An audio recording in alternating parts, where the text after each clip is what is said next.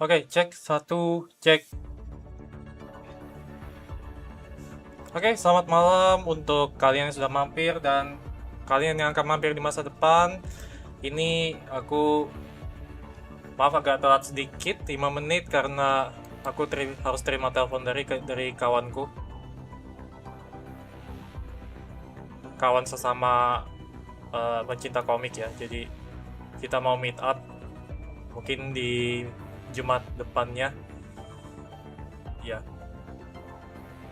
Jadi banyak koleksi-koleksi di belakang ini yang hasil barter atau hasil hunting gitu. Oke, agenda hari ini event story.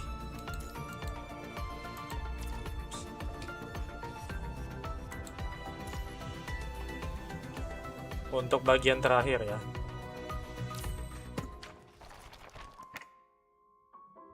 Jadi posisi udah di chapter 15, udah menuju klimaks. Ya. Ya kita bentar lagi mau selesai story-nya. So far, he has been picked. Like, ya. Karakter story-nya apa?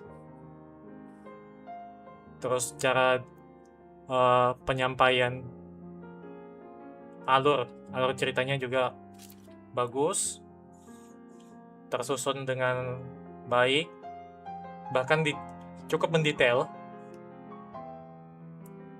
gitu. Cuma mungkin kekurangannya adalah ini tidak full voice. Itu aja. Okay, wait, let me connect my controller first. Oh, okay. Okay. I hope my internet doesn't disappoint me.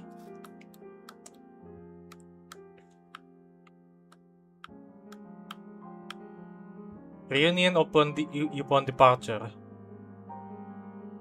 Have you been happy with your life so far? If it's personal question, I would say not very.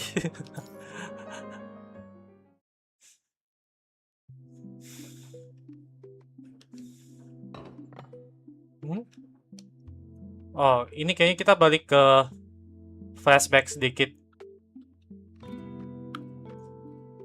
ke background story salah satu NPC-nya.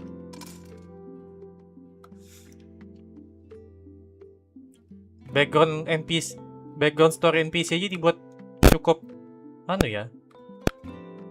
cukup detail. I must say.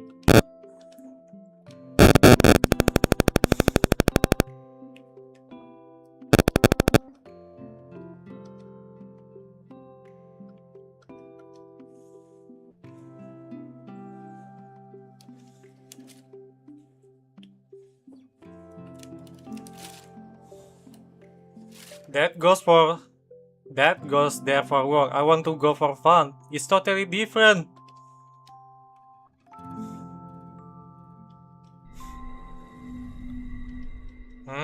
Constelia?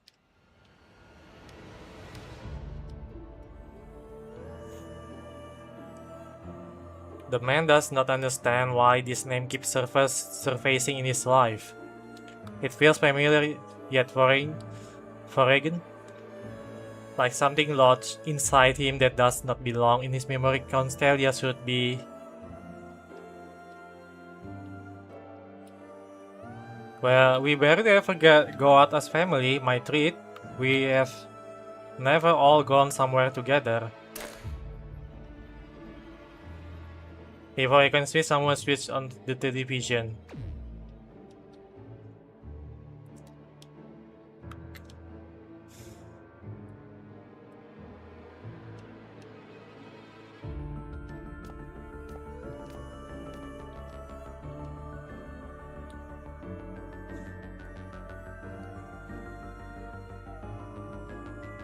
If she want to watch where her was, what's the harm? Just some background noise.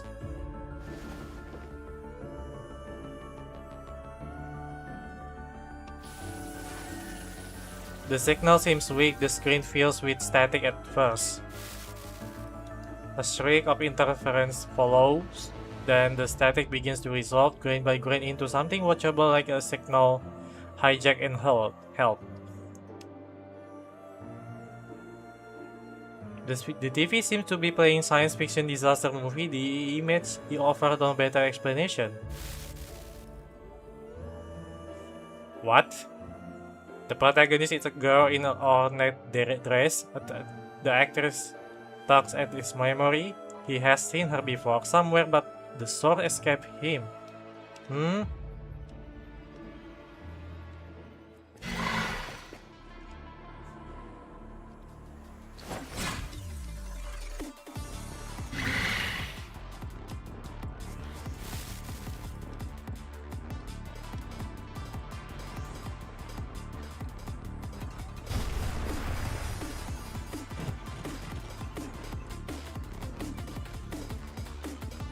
Commandant, situation is getting out of hand.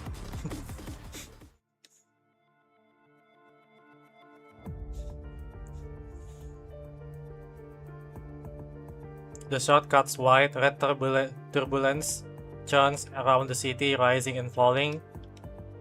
The city already appears wrecked.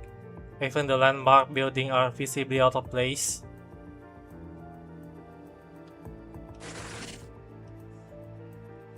Which city?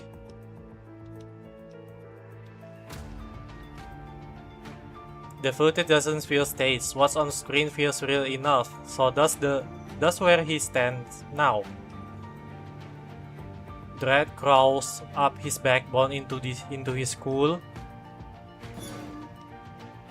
His skull.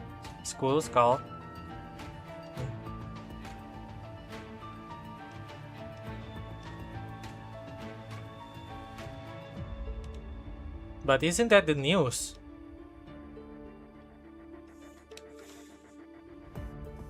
The evening news is right on schedule, not different from any other night. Rain expected tomorrow.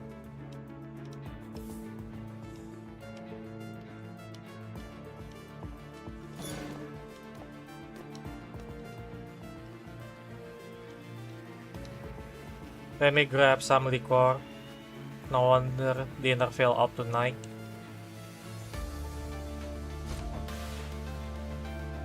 Not a drop of alcohol to be found. Nothing but a day's grocery. You don't drink? Since when? I don't? Oh. Crassus turned his head and stares blankly at it all. An awkward smile is all he can manage. He doesn't even know how to answer. He cannot recall why he started drinking in the first place. Was it after someone left? His body locks up, he stands frozen for so long. The refrigerator alarm begins to beep.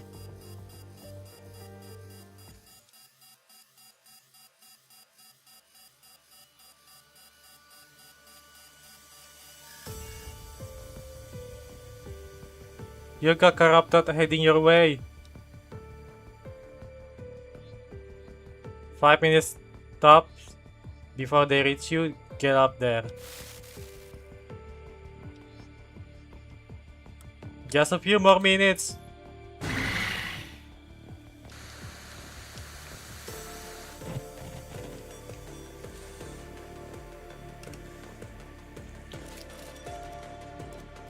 I know, asking you to choose right now is not fair.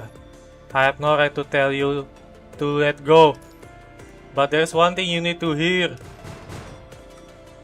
The crashing below draws closer. You don't stop. This trip isn't free, it comes at a cost. Right now, Podessa is heading towards the land. Oops. Oh fuck. Those children have... The city have children waiting for their families to come home too. Daughters with birthday today. That's...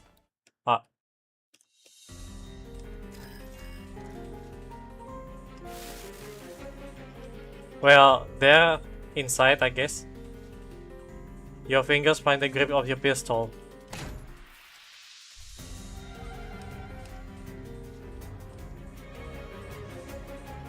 In the darkness, only your own breathing remains, and beyond the door, the corrupted grows, drawing closer.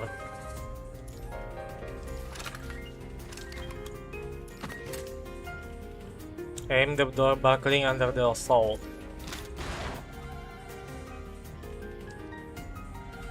The door fractures, torn open from the middle. The first corrupted leaps inside.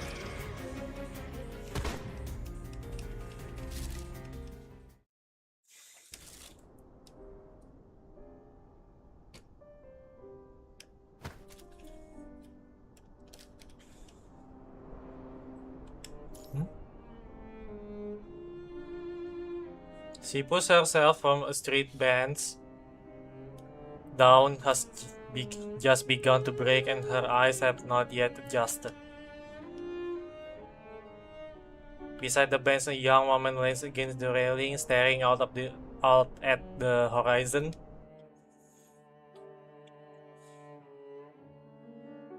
Ophelia.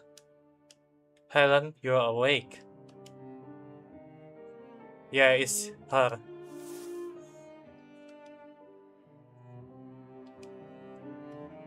It's been a long time. The last time we saw each other was before the punishing virus outbreak, wasn't it? Construct really are something. After all these years, you haven't changed at all. She is eternal. I was always so worried you might have become a different person. How have you been all these years? Not great, but I suppose not terrible that I couldn't keep going.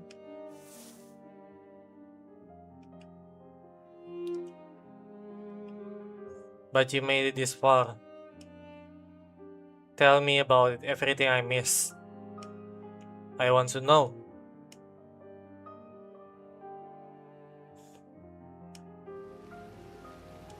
Helentine gazed down at the water beyond the railing as if carefully searching for an answer that will not sound too pitiful. My own life, you mean? I have spent so long not knowing how to live my life. When I first woke up after the surgery, it always felt like I was borrowing someone else's life. Helentine's life. I had no idea what she was supposed to be like. All I could do was follow my notes line by line, smile when I was supposed to smile, say the right thing when I was supposed to say it. Back then you helped me so much. More than a little. At the time, I didn't even know what I was supposed to do with myself. Those macarons, I still remember how they taste. But after you were gone, the whole world changed. The punishing fires broke out and suddenly nothing looked the same anymore. Maybe it didn't look the same to anyone.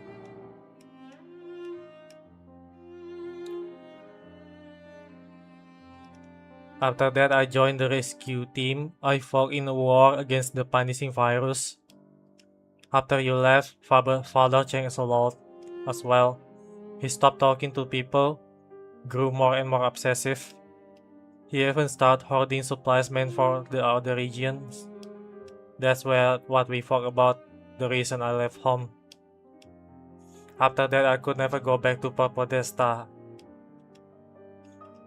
Father was always like that. Deep down, my dad just made it worse, I suppose. Back then I was so lost I could never go back to the home we used to have. But I still want to do something. Anything. With nowhere else to go, I reached out to Adelaide. I submit my application and enlist with the word government military. I thought I could finally make a difference, but the pain never really left. What a sad thing. So many comrades told me you get used to it eventually, but I never could. No matter how I tried. So many times, someone I would just start to know, someone I would just become friends with, would be gone the next day, nothing but a name on a plaque in the cemetery. I did say people, but the loss keeps coming over and over. In the end, all I could do was write down their names for them, for everyone who loved them. Just like she would have done.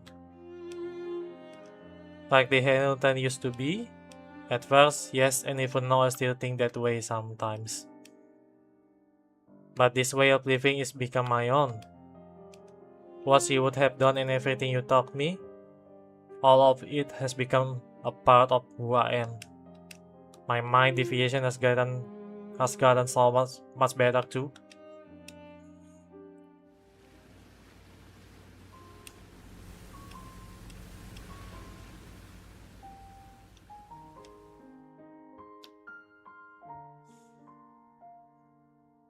Helentine really is a heavy name to carry, isn't it? I used to wonder what was there to admire about her really. But that was never it. What made Helentine truly admirable wasn't her ability. It was that sense of responsibility, the kind you cannot just learn or copy. That strange drive she had, always thinking of others while always trying to do little more. That's who Helentine was, but you're no different. You have already found something that's truly yours. The fact that you carried my consciousness with you and made it this far on your own, that alone is more than I could ever hope for. So tell me, have you been happy with your life so far? Wait. Helen, are you crying? Oh my baby.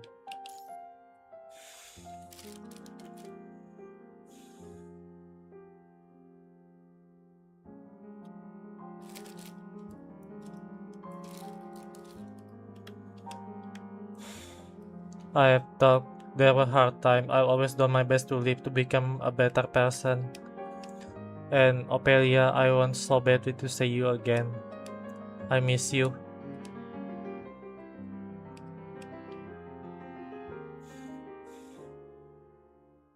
But this time I'm not just here to catch up.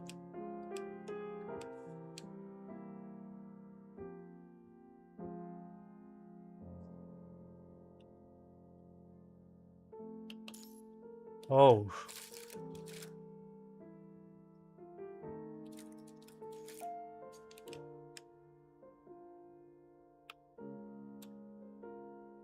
I'm here to say a proper goodbye.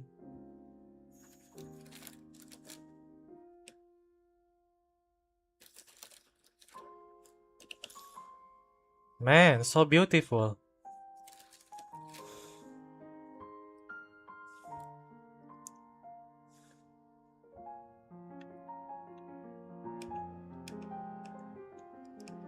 No. She reached out and seized Ophelia's wrist, holding on tightly. Helentine.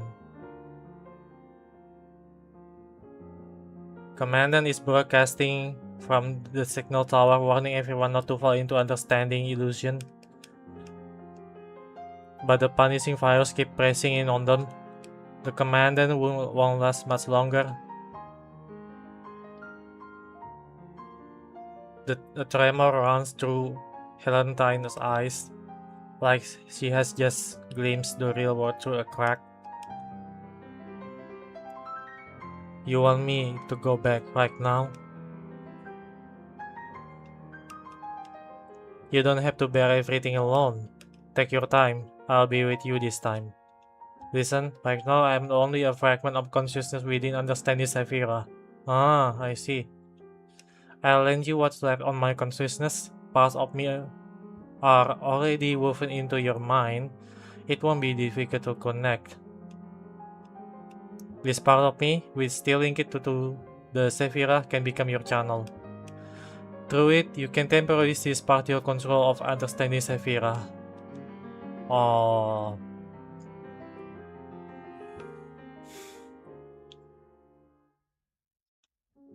And after you learn it, what happens to you? Ophelia doesn't answer. She only takes Helentine's hand in her own as though she wants to leave a little more warmth behind. I've gone for many years, Helen. You are a soldier, not a proper one between the world and me. You know which one to choose. Helen's voice jokes up, a hint of regret visible in her eyes. At least we get to say goodbye this time. Now go do what you have to do as Helentine. Man, before she was like, no Helen, don't go. You don't have to do this.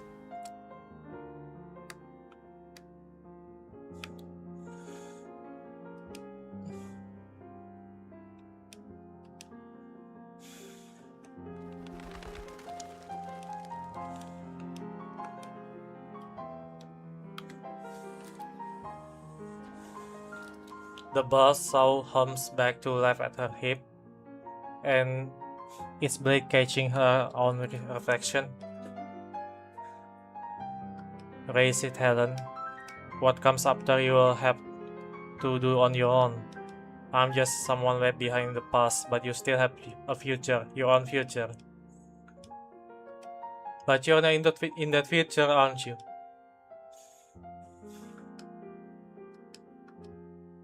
This is something only you can do. Whether it's your future or your life, they belong to you alone. You don't have to live for anyone else, and your name doesn't belong to anyone's past. Every life can only be walked by one living it.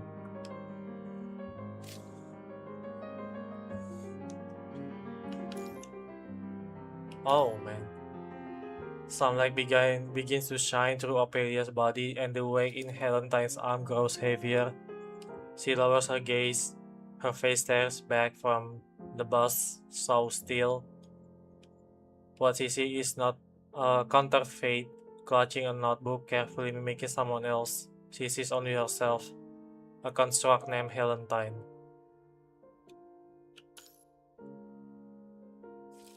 Hold on.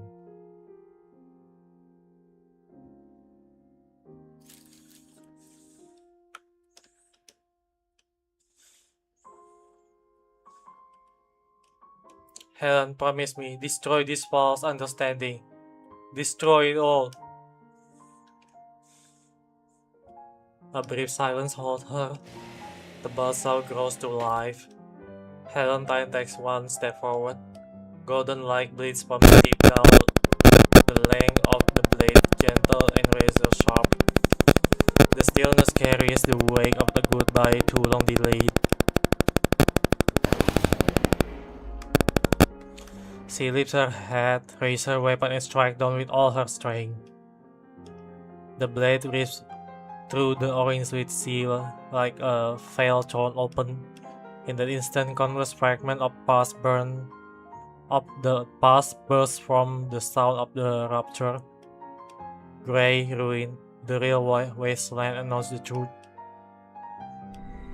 At least the wind gets in. The strain of the Sephira sends tremors through her entire body. She does not look back.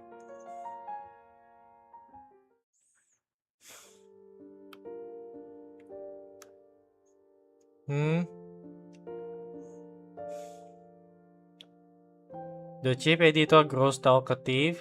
He rambles on and on, from Podesta politician to its economy, from grand dreams to small details of daily life. The golden age, people just want something long gone to hold on into. That's all it. So now you get what people really want. The editor pours himself another glass. Sorry, I'll also having a meal. My favorite burger. Oh man.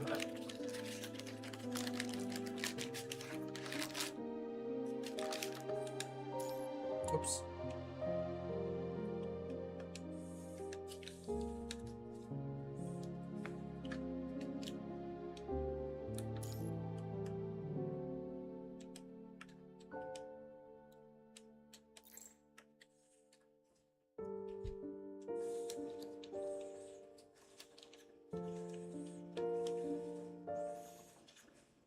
Wow, it's quite fast.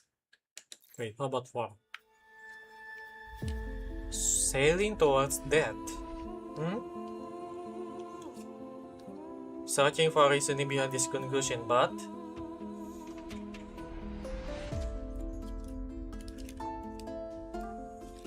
the phone in office starts to ring.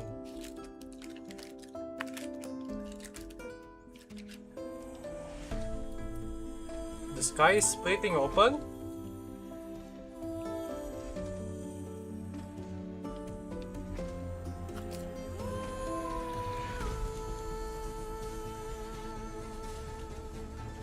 The sky has divided into two distinct hues.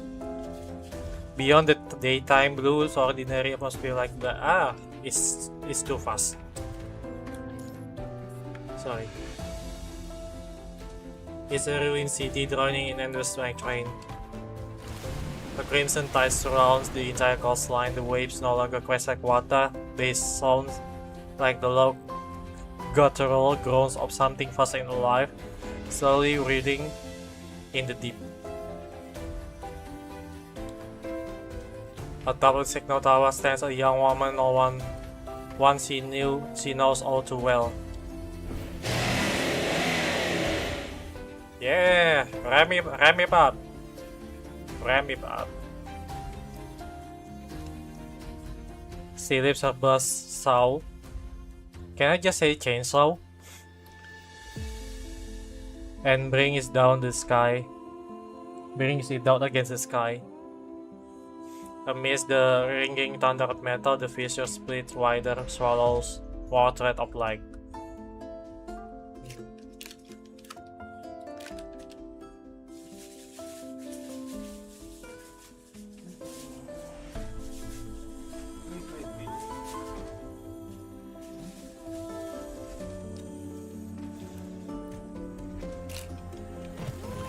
The broadcast coming from somewhere unknown grows louder. Proud Podesta doesn't need me, it needs every last one of you still here. That is reality, and that reality is going to take all of you in Proud Podesta, all 20,000 of you. Whatever happens next, I trust you to make the right call.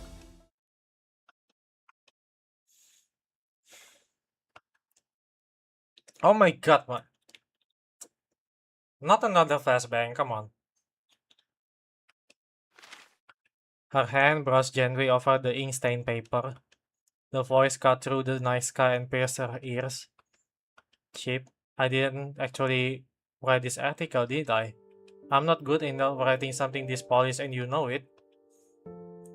The stunned chief editor turned his head towards Winnie.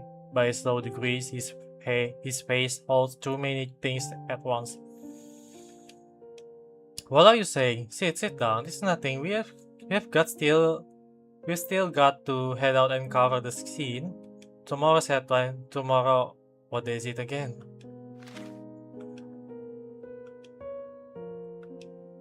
We have gotten so old.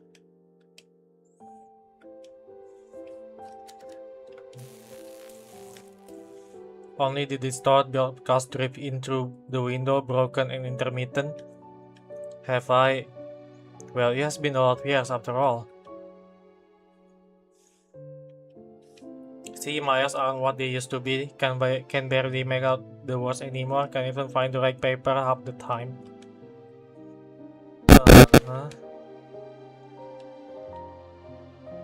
You haven't changed one a bit.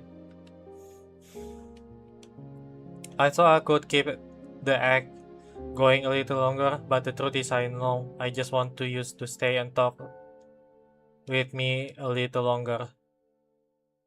I think I have to go now. There are people waiting for me. People will need me. People will need the truth. The chief studies the young woman's expression and offers a gentle, resigned smile. You said the same thing to me when you left Podesta all those years ago. After all this time, you haven't changed. If maybe I've had the paper, would have just kept going. You never even told me you were leaving, you know. You were supposed to file a resignation properly. You always look out for me if I told you. I was scared you would try to stop me, even more scared you wouldn't. Goodbyes, I have never been good at them. So I thought it would be better if I just left without saying anything.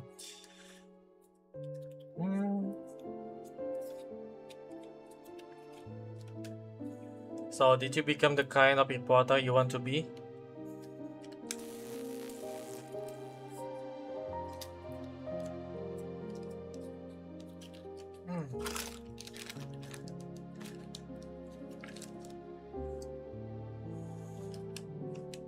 A lot happened after that. So one line.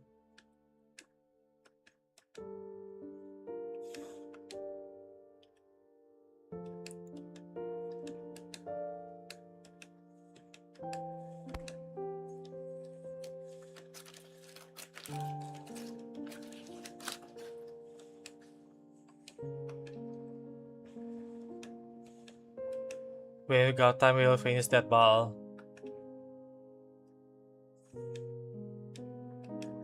I'm heading out.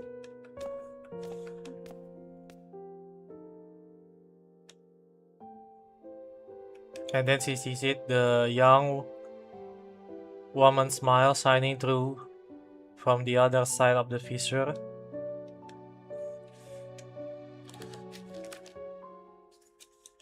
Okay, hold on a second. Hey, I'm having a dinner.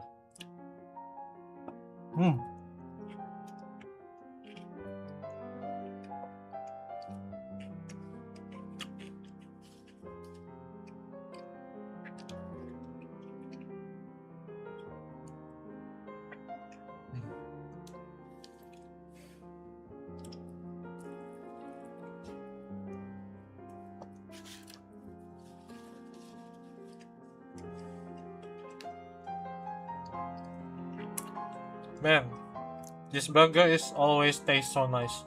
Never change.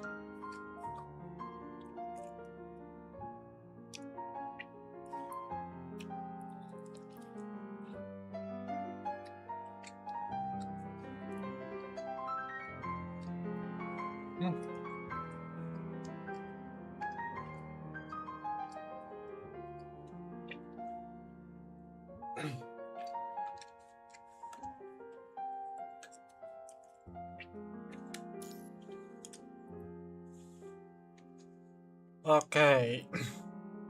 It's a fight battle. Wait.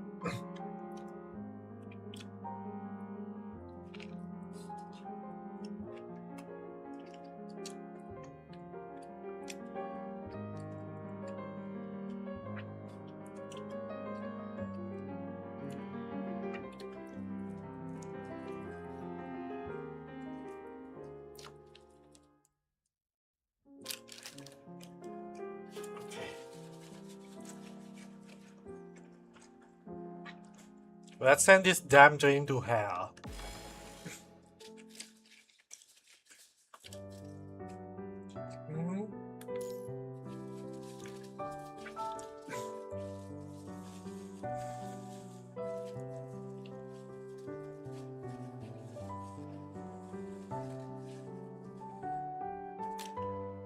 He remembers now. He never used to touch alcohol.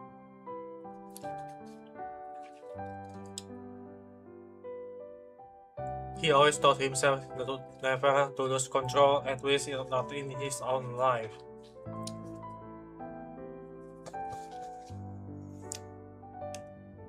Oops. As the most senior worker at the shipyard, he wants to set an example for the younger one.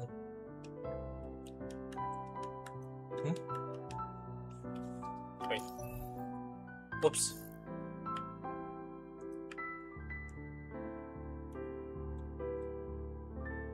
Cancel, sorry. The shipyard had seen too many accidents caused by drinking.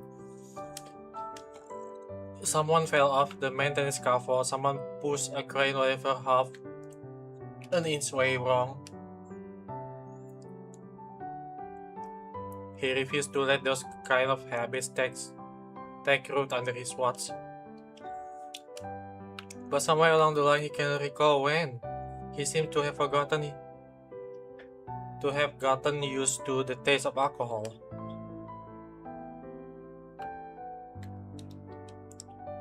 No one at the table speaks. The tomato fish soup has just been set on the table, its steam misting the glass.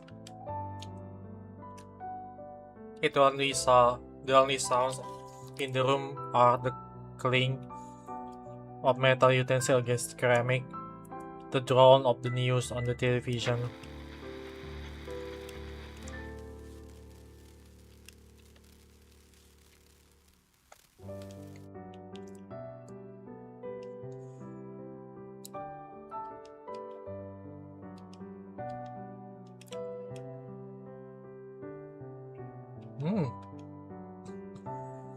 If we can go out tomorrow, we can go out. It's not the end of the world.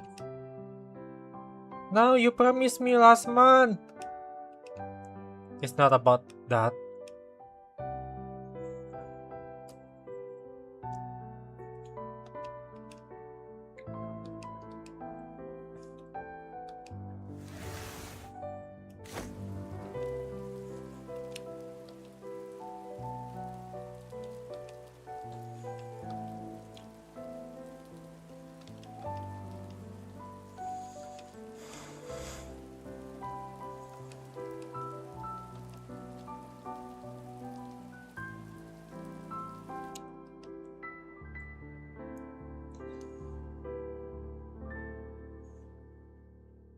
It was after the Atlantic calamity he had been at the docks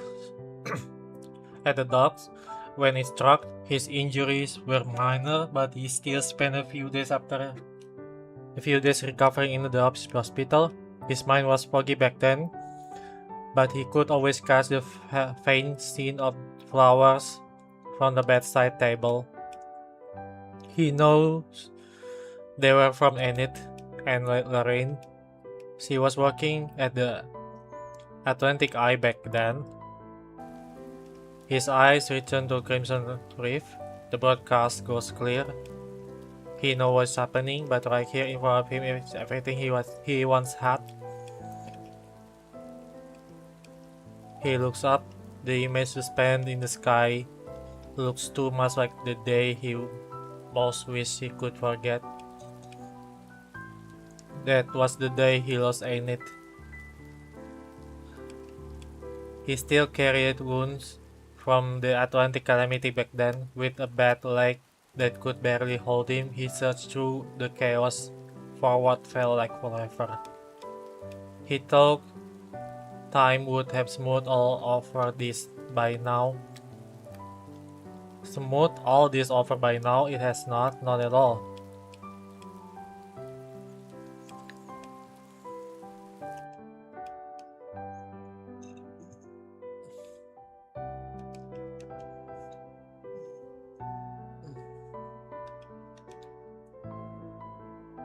But if you don't want me to go, I will stay.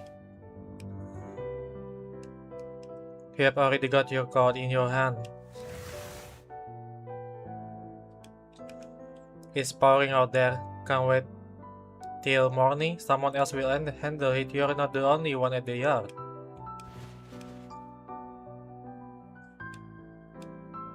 You have been like this since the day I met you. Too much weight on your shoulders. You can't leave things to other people. Yeah, I feel that. You have to do it yourself and do it right. When you tell me there is something you need to do, how could I stop you? Why your face all scrunched up like that?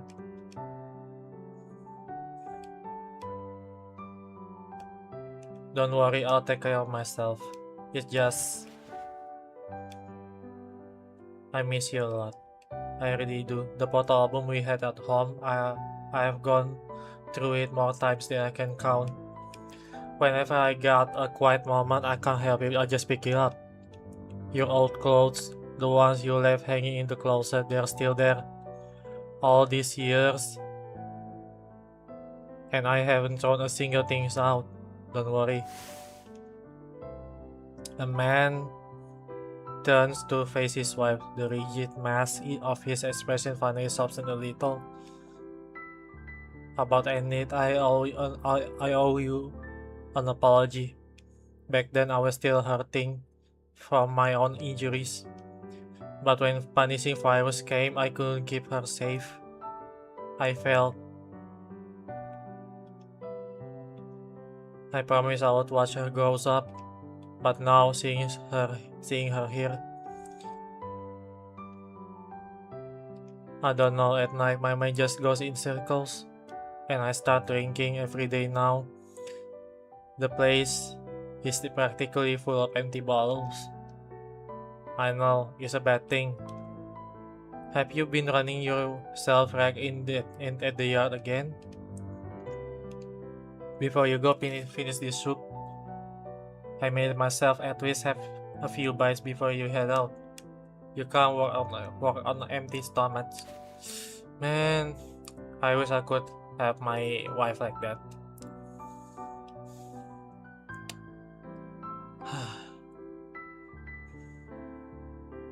Sorry, just a traumatic memories that surge up in my mind.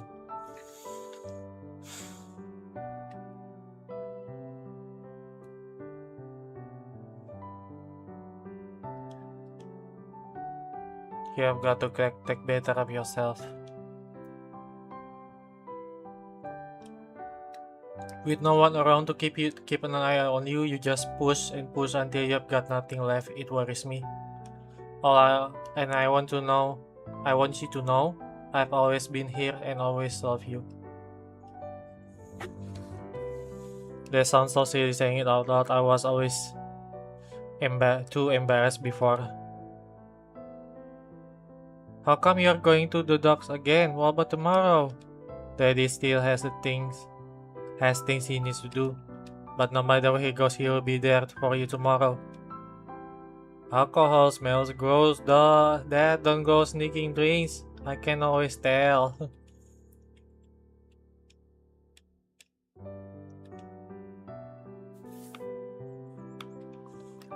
Crosses take the soup from her. It's hot. The sour tang of tomatoes and the savory depth of fish. The family taste slides down his throat, far warm and gentle. Its own flavor no one else could ever make. For some reason, his throat tightens. He knows there are countless others like him in Port Podesta.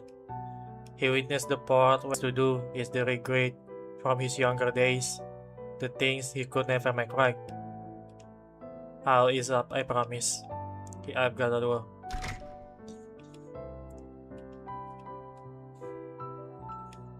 I love you. See you later.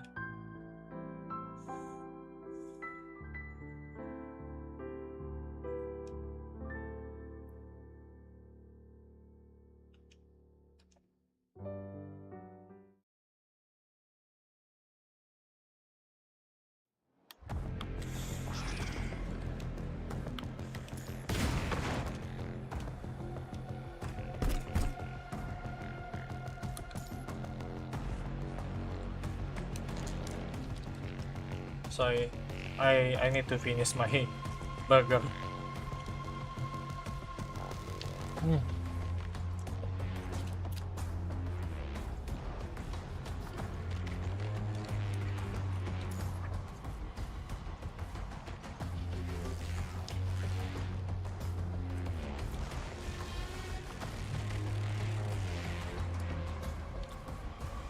Leia, where are you?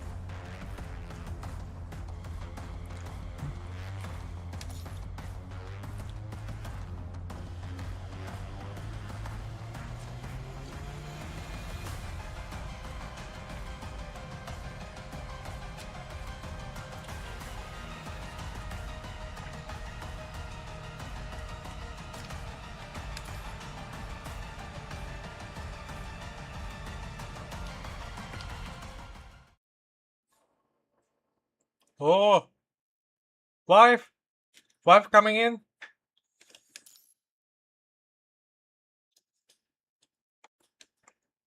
Oops.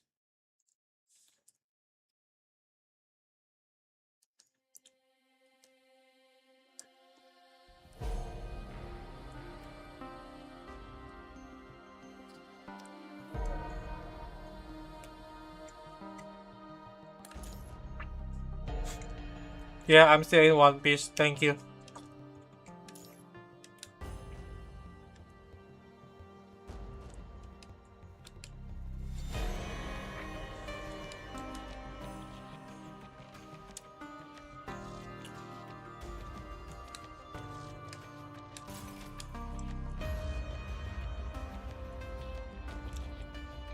Hmm.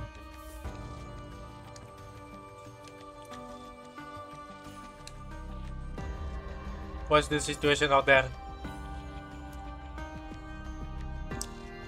The anomalies understanding created are breaking down. That broadcast just now iterates people. You made it happen.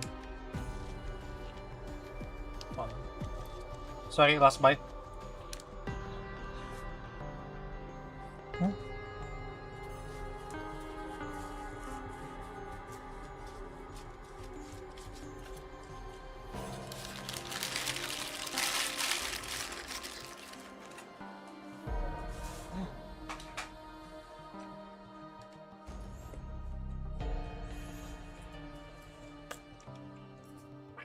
Man, it was good.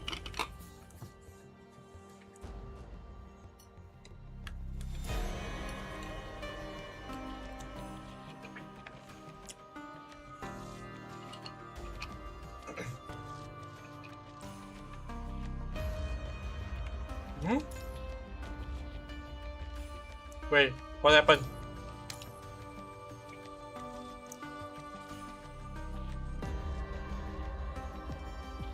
Papelia gave the Savior authority to me? So,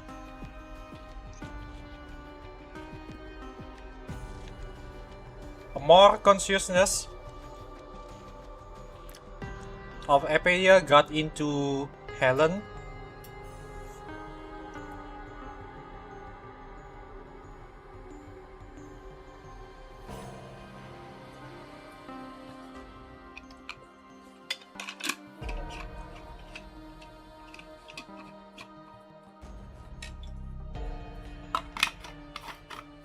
Wait.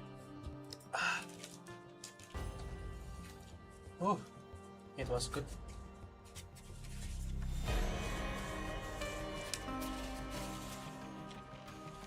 That's how we were able to crack open a fissure of resistance inside in understanding illusion.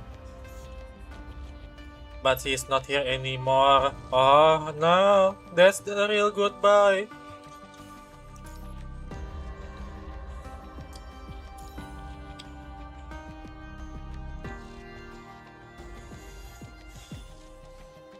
Is what he asked for us. Let's stop the father. We regroup with Elia first.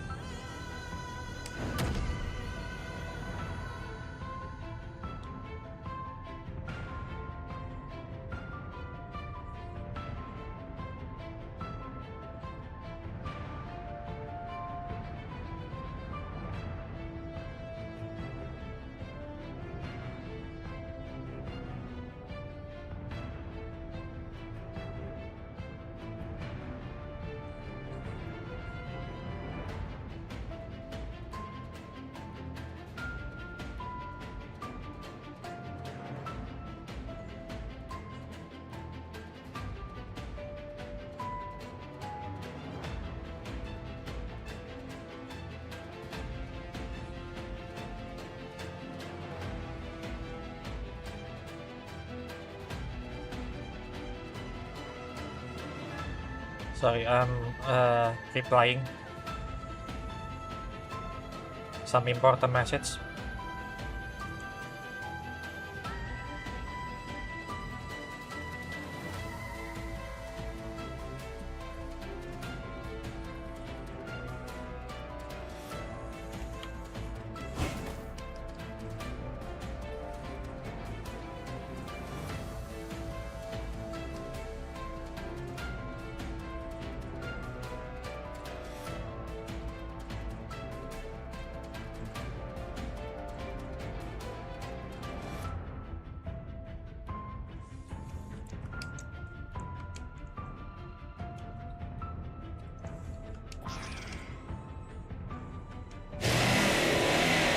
Yeah!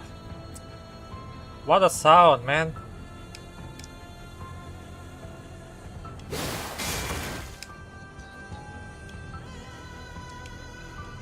But deeper in the corridor, more corrupted are closing in.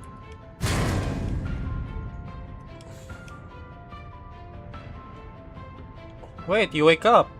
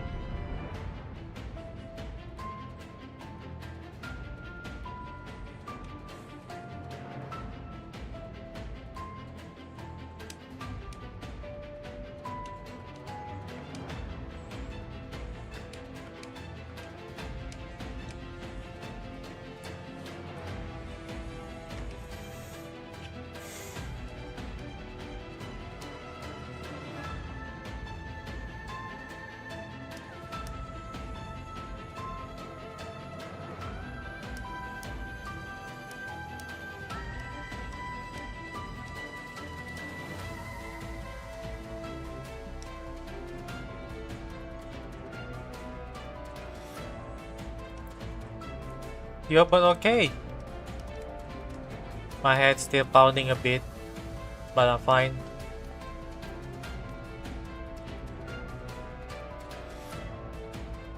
This is Port Podesta 5. We are not sitting this one out, that's why we are here. We have all seen what we need to see, but none of it was real. Port Podesta doesn't need some pretty dream that destroy everyone in its wake.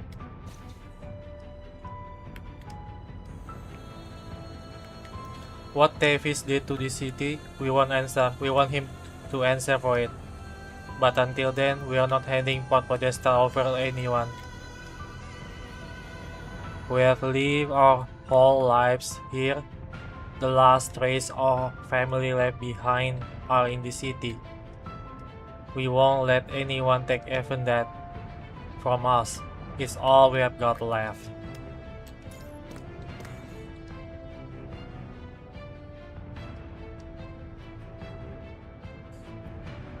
You are from Babylonia, a commandant and a construct. We need your help to save this city and this out there.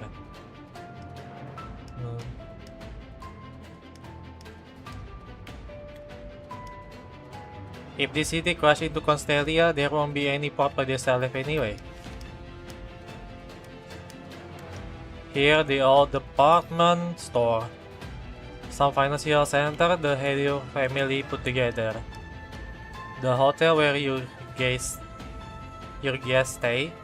No clues why a bunch of other buildings sprout out of nowhere. But once these three are down, it's a straight line from here to the tidal hub perimeter. After that, we just blow the gates. You have explosive? We have got road crews, demolition guy, and blaster, all local veterans. The explosives have been sitting up in storage for years. We just never had the right reason to pull them out. Tonight we finally found one. Okay. Let's crack the fire. Meanwhile.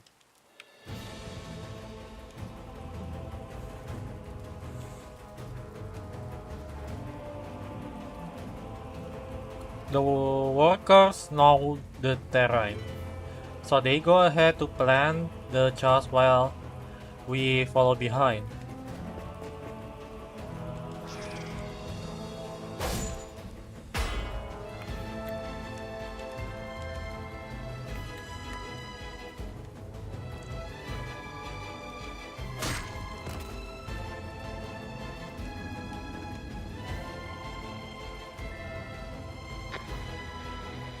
You copy? Are you in position?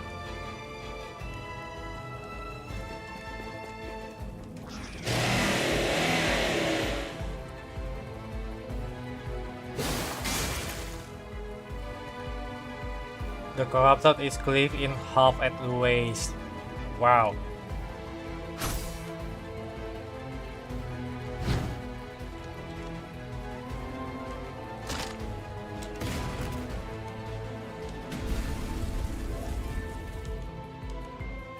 Flames shoot in the sky, the debris swirls through the air. The corrupted red lights cut through the dust, even sharper than before.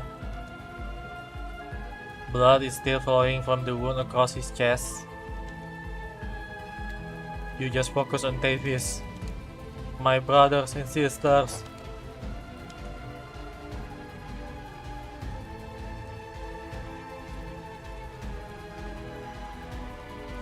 Let's send this damn dream to hell.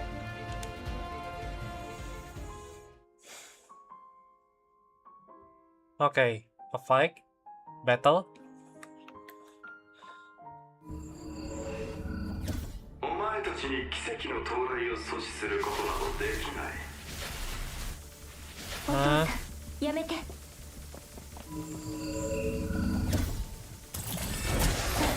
お別れの時間だ。死を切り裂く。少し火に愛かをさせましょう。別の手段が必要みたい。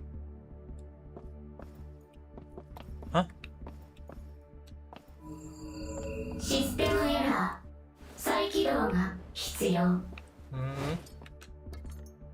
時間がない。手っ取り早く行こう。Oh. We just split them in half, huh? これで通れるはず。お父さんを探そう。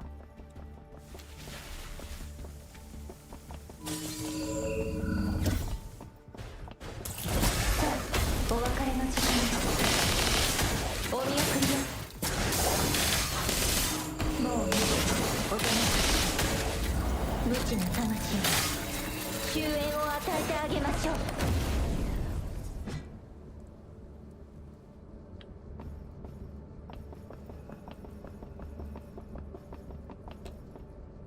この規模、お父さん一体何を。ヘレンティン、見届けろ。全ては必ず戻ってくる。Yeah.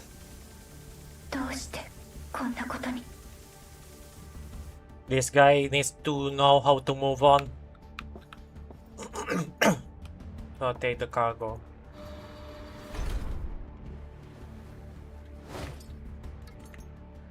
警告。不法侵入。警告。システムエラー。再起動が必要。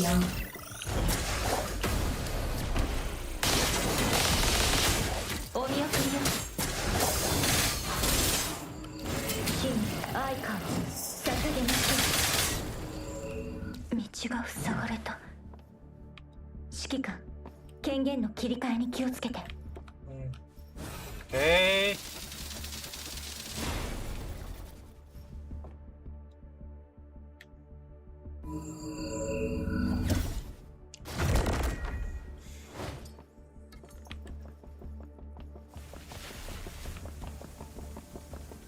ここも塞がれてる。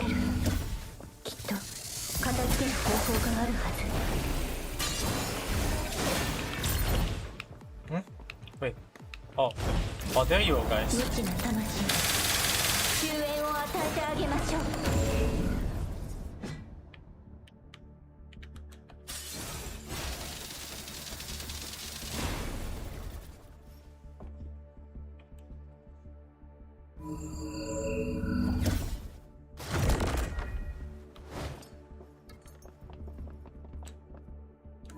機能が閉鎖。手動操作が必要。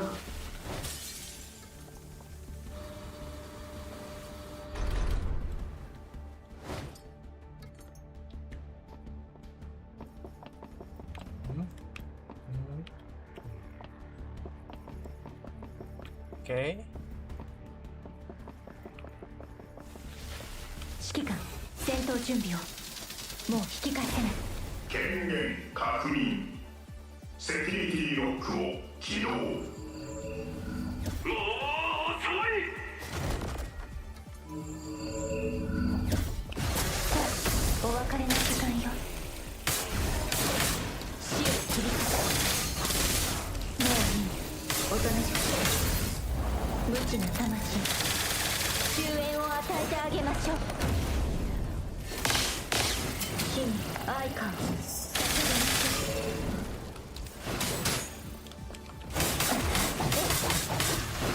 存在は解体する。クモの巣から逃げられない無知な魂、終焉を与えてあげましょう。面倒は避けたい。ここの貨物に紛れて侵入しよう。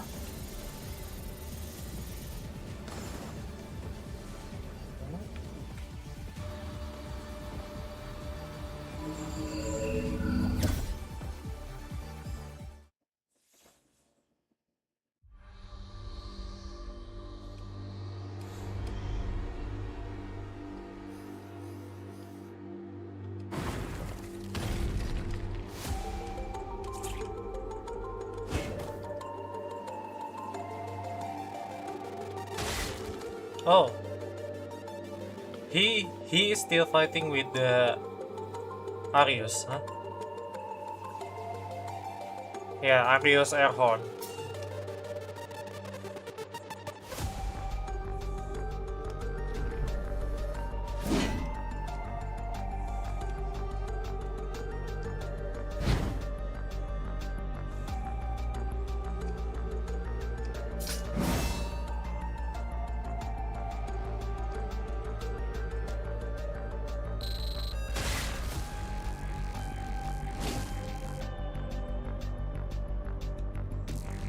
Dr. Arius never thought we would meet like this.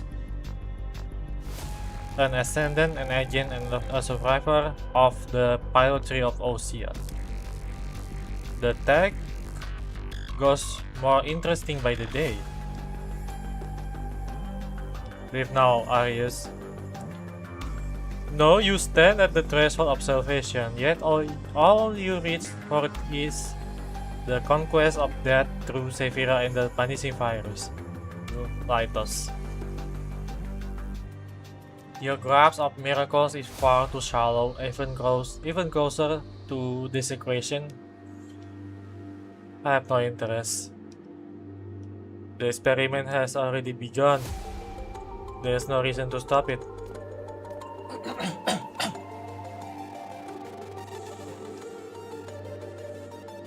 That's the difference between you and me.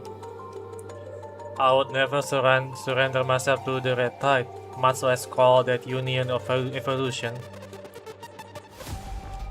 Time I took back what's mine.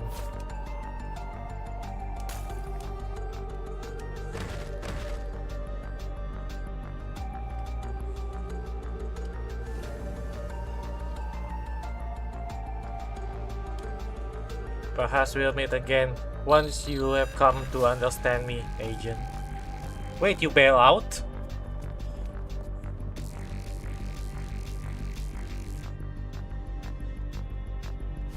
At the end of the corridor, Arius has twist. Several sets of familiar footsteps are closing in. Agent and Ascendant signature detected.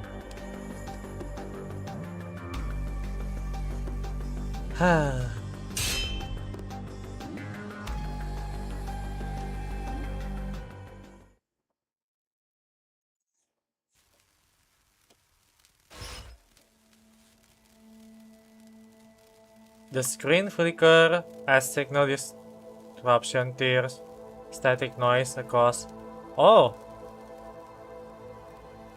Oh, there's a surveillance camera, huh? Ada kamera di dalam sini ya. Look at this, Davies. This is your man.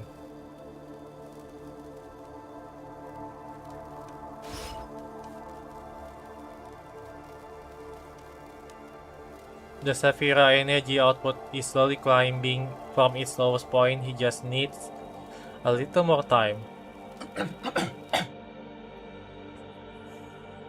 You haven't changed at all, Ophelia. After a long silence, he slowly reaches out and picks up the old family photograph. Hey, show me the MILF! Come on!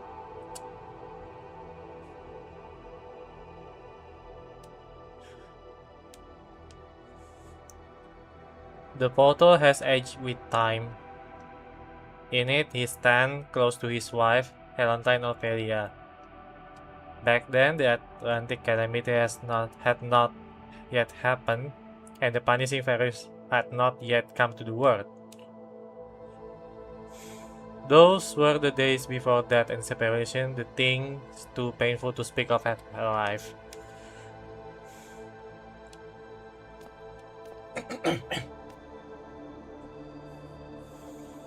The battlesuit, lighter sports for him gleams cold and hard in the dim light.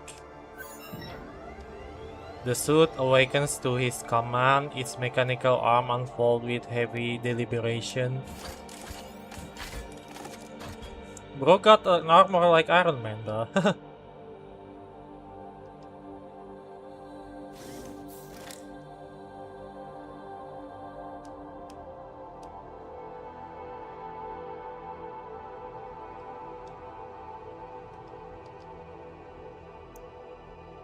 The fair rain must fall. Bro just need to move on. For fuck's sake.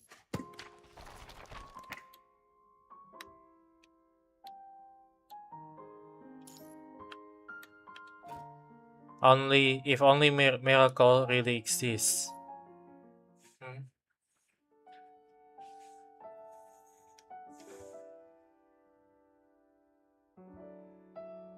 Tevis Melvin had seen one with his own eyes long ago, on the day Ophelia died.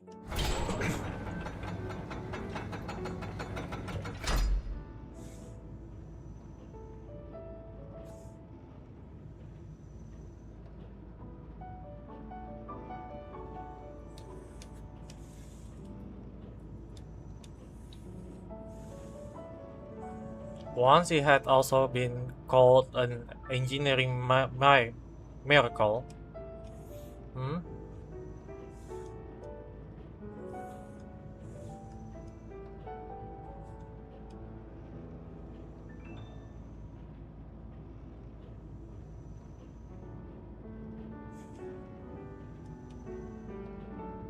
This was the engineering zone controlled by the Spellman family.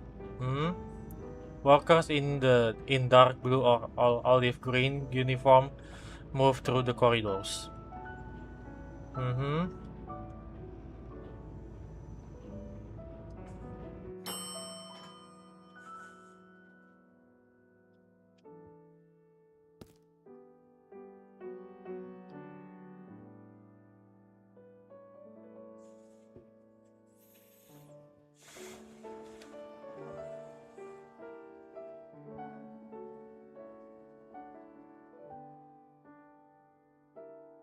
Arius just cleared out the whole tier of management.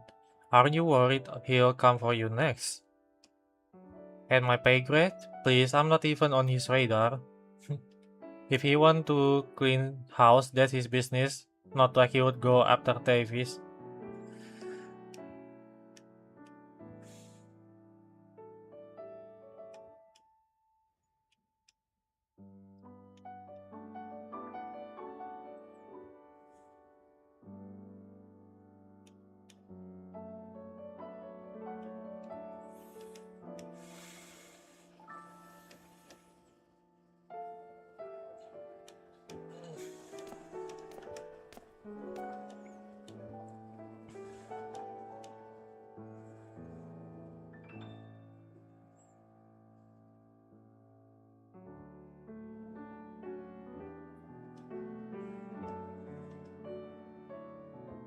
Hmm? What do you mean? You promised to take us out after the weekly meeting. No way anyone's calling in sick today.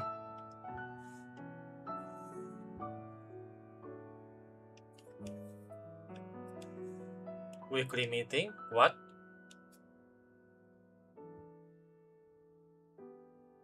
Please tell me you didn't mess up with the reservation. Boss, I've been talking up that restaurant for weeks. His subordinate had been waiting in the lab, expecting him to fulfill his promise. But poor Podesta business had him trapped.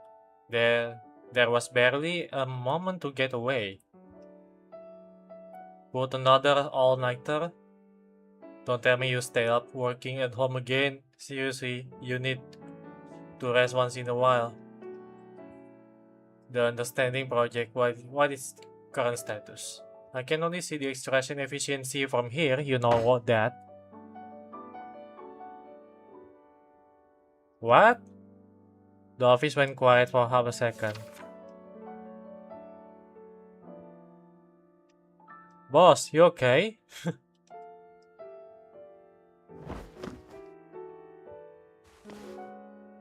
The Understanding Sapphire is charging will blow the entire dam. You have to run now.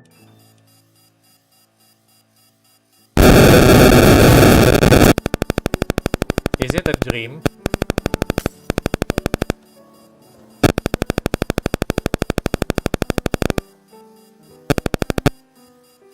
Davis fell silent.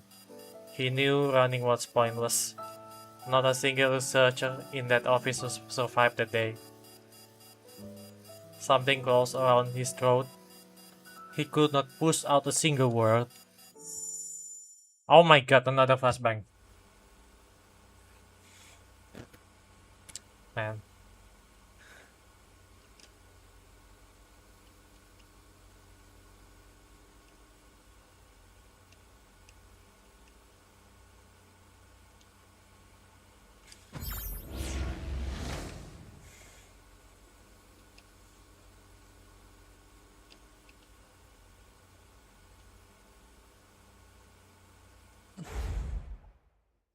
Everything went white.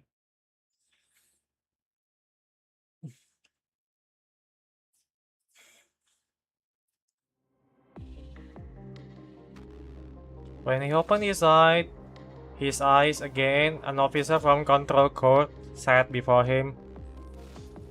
Davis Spellman, based on the court investigation into your communication records and experimental findings, you had no direct involvement in the Atlantic calamity perpetrated by Arius Erhorn. You are free to go.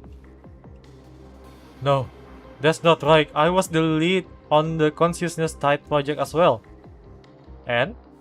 The project either killed all those people. You are telling me I had nothing to do with it? I knew what Arius was planning when he framed the Copperfield family when he and Domi turned against each other. I know about all of it. Why you desperate to get yourself involved, huh? Apa? Rasa menyesal? Pity? Remorse? Or what? Mrs. Spellman, the court based its ruling on evidence, not on the subjective beliefs of the parties involved. By your standard, should everyone who survived be judged guilty? My name was right there under Dominic and Arius. You were not present at the Atlantic Eye on the day of the incident. All communication between you and Arius Erhorn was strictly technical in nature. By the court standard, you are not culpable. The guy basically say, hey, arrest me, please arrest me. I'm the bad guy here. Please, punish me. Bro is seeking for salvation, huh?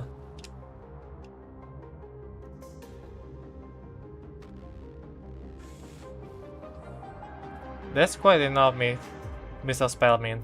The control court respect your integrity as a researcher. I ask you to respect our professional judgments in return. If you feel the need to atone for something, we can arrange a therapist.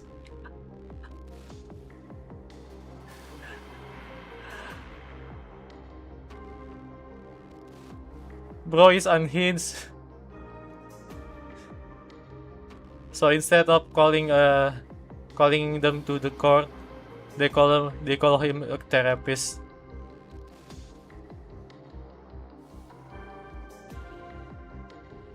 The technology was never meant to cause this. No one wanted this from the beginning.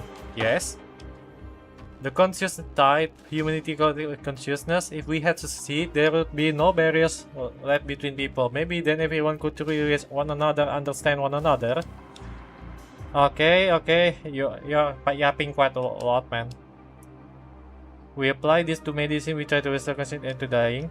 We explore cloning, we try to preserve the dead as pure information, maybe we I believe in the future they will try to do this. I know the risk, I know them from the beginning. Okay, so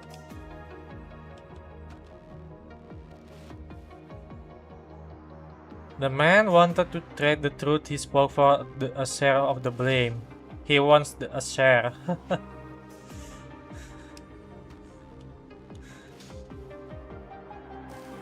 I know from the start what Dominic and Arius were hiding beneath the dead dam, but I never thought mind research could lead to a catastrophe like this. If I had just paid closer attention, if I cared more about these people, so many brilliant people, they would be still alive.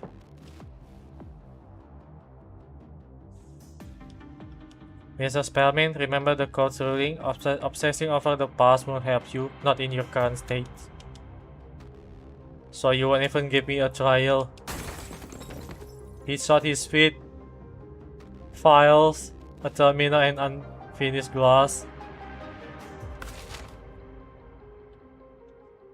As the sound died, the control course of his silhouette began to drain of color.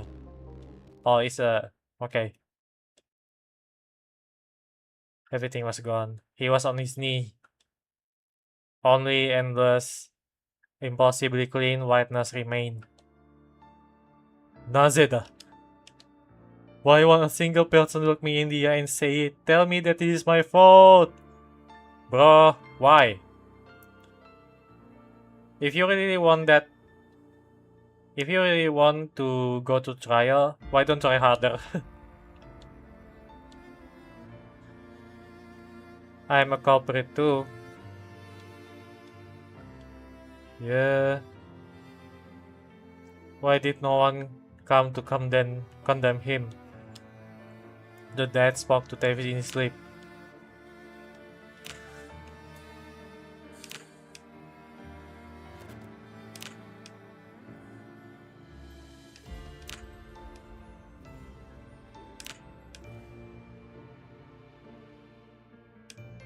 The days he should have safeguarded now lay in ashes, burned away by his own doing. The lives that should have carried on vanished without a trace beneath the shadow of disaster. The weak Arius pushed to remove understanding energy limiters. I knew something would happen.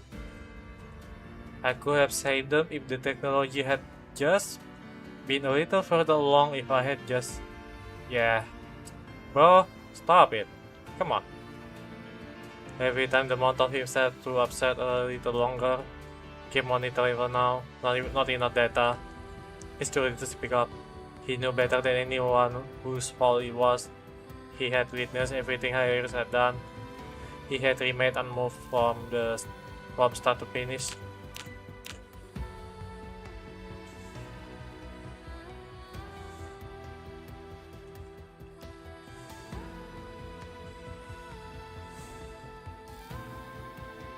Aben, Nadia, and so many who had once worked beside him, sharing jokes, complained late nights, and heated debates.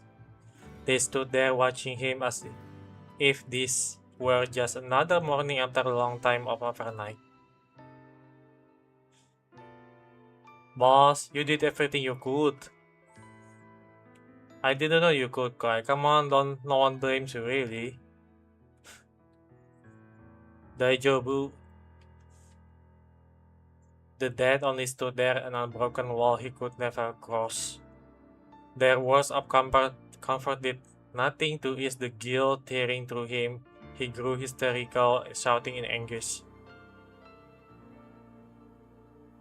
More and more the dead gathered around him, their reassurance blended together, but they did not grow gentle. Instead, they swelled into an overwhelming noise.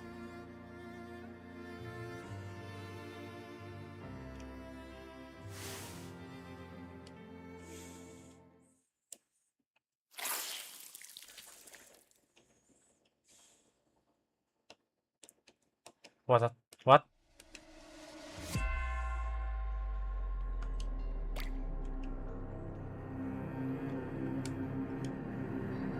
Their face didn't change. Boss, it actually doesn't hurt. We are okay. We are really okay.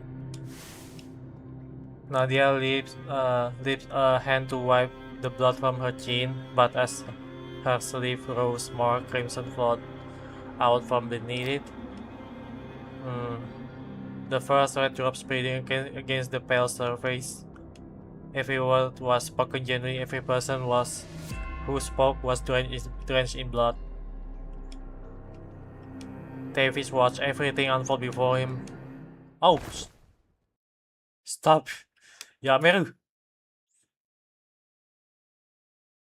I have no direct involvement in Atlantic calamity perpetrated by Arius. I'm free to go. Bro is trying so hard to wear a jail uniform.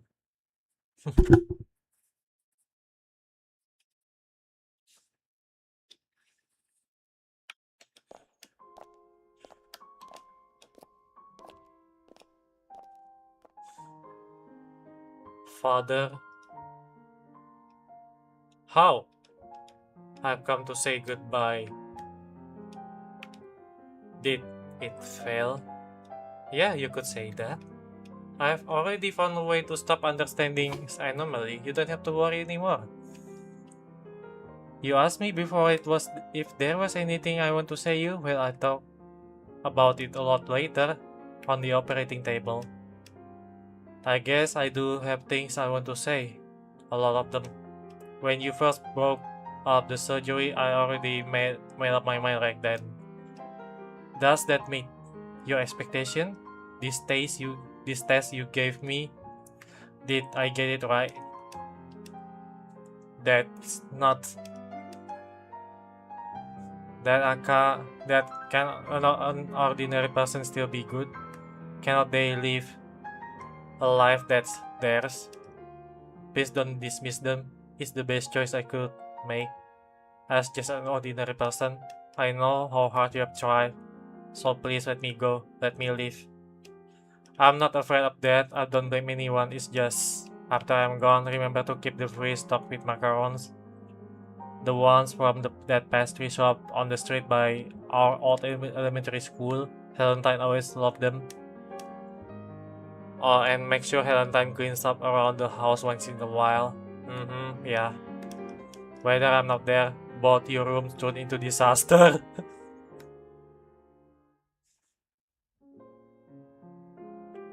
And no, please. Ophelia's voice faded, a high ribbon and her earrings settled softly onto spreading blood. Davis knelt on the ground, clutching the blood-soaked ribbon in both hands. He had too many wrong choices in his life. Each time he had believed it was the best option available, but the answer always came too late. If only he could make different choice this time. Could the extinguished light of Podesta shine again? Could those empty bottles be filled once more? Could those empty houses be filled once more? Could his wife, his family, his happiness, and his pride all come back to him? If only I could stop losing everything. If only I could make everything right. If only miracle really exists.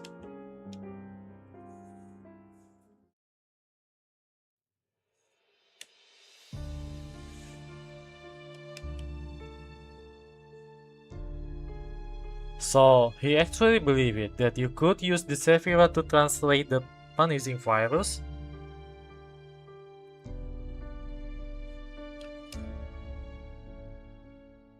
In his current state, he clings to whatever he wants to believe.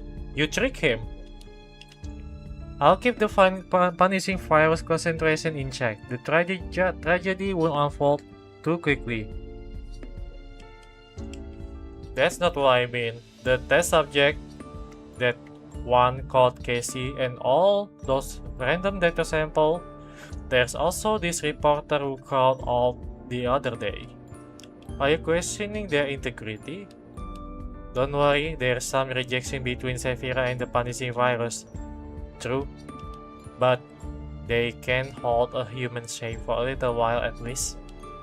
And when that runs out, in the end it's just a shell. Given time, it breaks down on its own.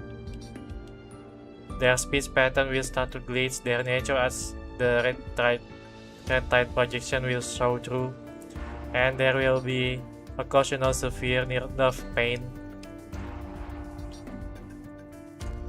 But they'll last long enough to bring Davis around. Time is not a concern. Besides, I'm curious to see what Sephira is truly capable of.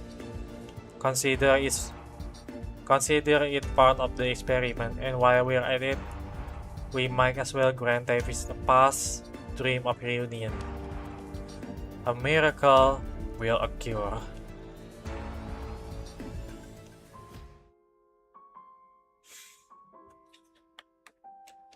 Okay. We are about to fight, huh? Her understanding, years severed by death, stretched by regret, and so forcibly stitched together by obsession now collide at last.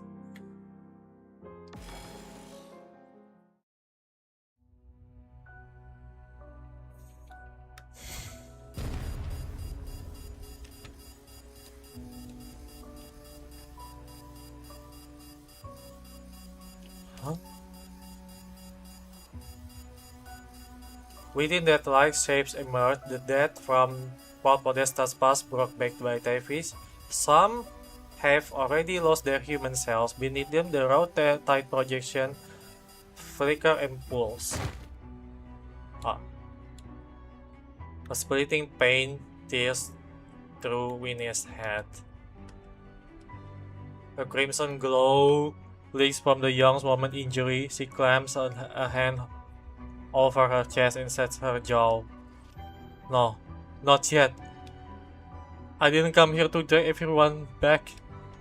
I'm not going back.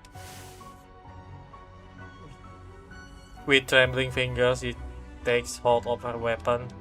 If I turn into one of them, curses. I know. Face that time should have taken long ago. Now drift into the cold light, their face half rotten, their eyes empty. They look at this face and remember the names that used to belong to them. A hard metallic cracks.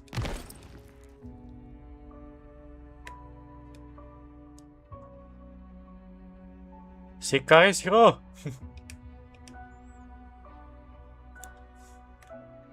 His shout hits the street like a hammer blow.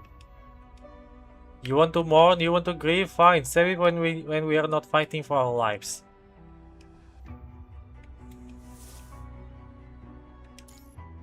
The whole world is watching, huh? Pick up your weapon. Hold the line. This is our city, our Port Podesta.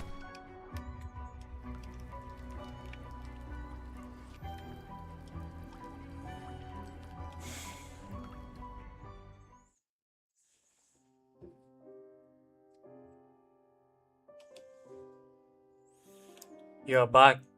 You're back, Helen.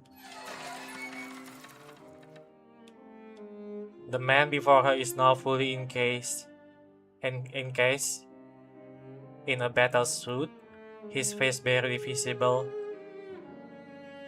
Many years ago, outside your mother's hospital room, you had that same look on your face. I remember it clearly. I'm not here to relive the old days, father. What a face. Let me...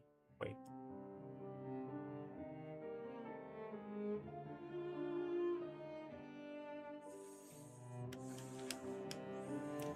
Everything for Podesta has suffered. This is the only way to atone for it all. You're just drowning in your own past. Yeah. If you had the chance right in front of you to undo it all, would you turn it away? Well, not to that extent, to be fair. If you were still Helentine used to be, I don't think you would. Most of humanity regrets come from one thing, the inevitability of death. Death always slips beyond our grasp, leaving behind a void in our lives. This world has failed too many people. It owes them an answer. And I will let humanity past death itself. I'll bring out a miracle. Something even Dominic never achieved. Bro, you don't have the right to decide for Podesta or for anyone.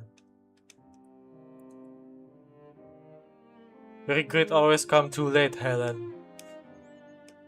If someone told you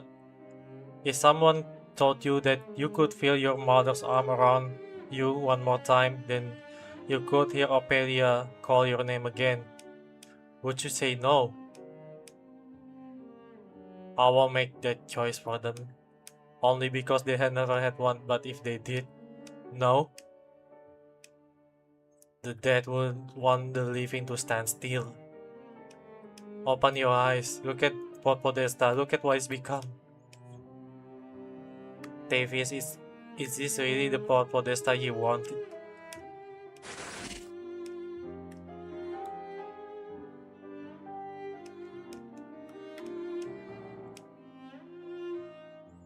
These words are all he heard them many years ago. You always make things sound so simple. I have been a lot of places these years. Battlefield, ruins, graves. I have seen cities swallowed by the punishing virus, and I have seen people pull children from the rubble of those cities. That takes a lot from us, but the one who survives still keeps moving forward. It's because I have been through all of that and that I'm standing here now. Port Podesta shouldn't be a tomb, even if that tomb holds everyone you have ever loved. Davis gives a cold laugh. The blue light on his suit pulls on and off. You're not the only one in this world who lives with the Great Father. If you truly understand Rigidity, you should be trying to change it. There will be no divide between living and the dead, you understand that. Bro, they are different.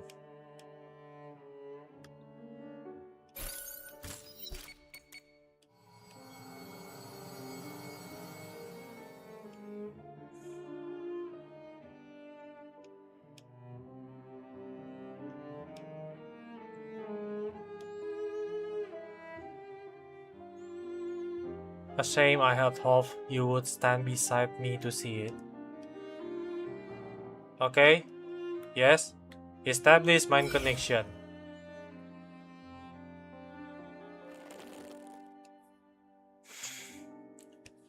Helen tightens her grip on the bus saw. Years severed by death, stretched by regret, and forcibly stitched together by obsession now collect at last. One seeks to haul the past back from the ruins into the land of living. The other has learned that those who truly live can only carry the weight of irreversible loss and keep walking. Even the scene of morning flowers must finally shadow in the class of the steel.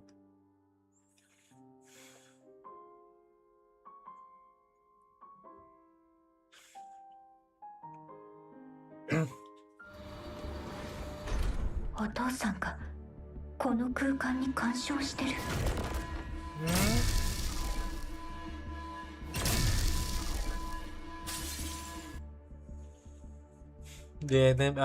Special site mechanics. The energy transmission device above the battlefield will activate during combat. Fire multiple lightning strikes toward the center of the battlefield. Be sure to dodge them, otherwise you will take massive damage. Make sure to use shield generate on the side to affect the damage. Okay.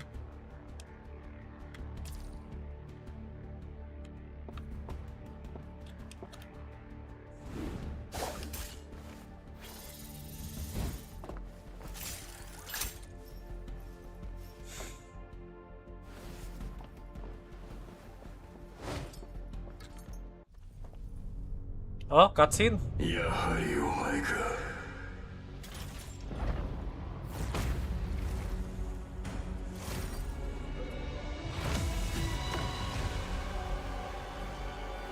ヘルティ、なぜ失戦の恩恵を拒む？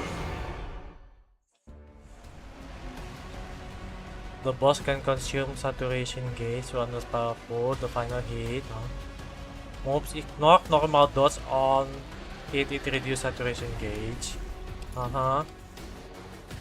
Use the threshold surge to perfect dodge the final hit on an alpha dive mode after which you finally press and hold threshold surge button to unleash unburst data. This shockwave can directly knock the boss into imbalance, but this move can consume lots of saturation gauge. Okay. お父さん、昨日の夢はもう覚めたでしょ。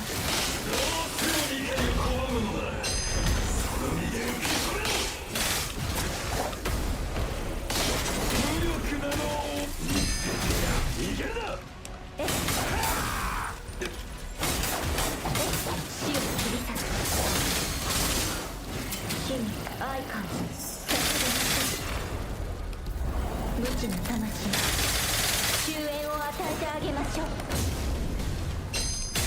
Oh. さあ、お別れの時間よ。正義の坂に火に愛花を捧げましょう。無知な魂に Oh, 終 I 焉を与え miss. てあげましょう。 Oh, this guy. Come on.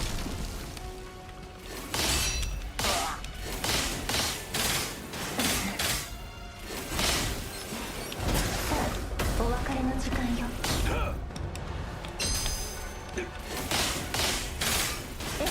もういい。周囲に注意して。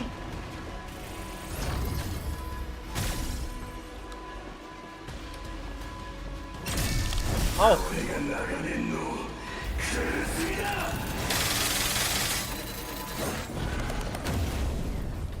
さあ、お別れの時間よ。正義に盛り、火に愛花を捧げましょう。無知な魂に終焉を与えてあげましょう。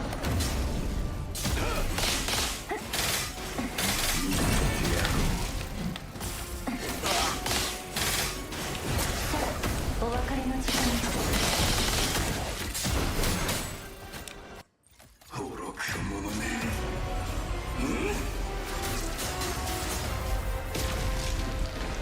正気なの。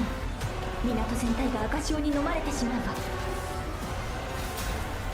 計画さえ成し遂げられれば、オフェリアもお前も私を許すだろう。 Bro.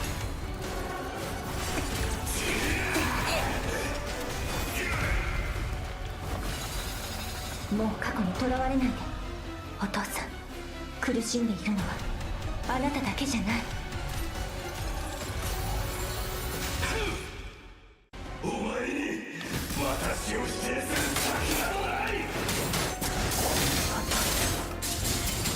愛花を捧げましょう。無知な魂に終焉を与えてあげましょう。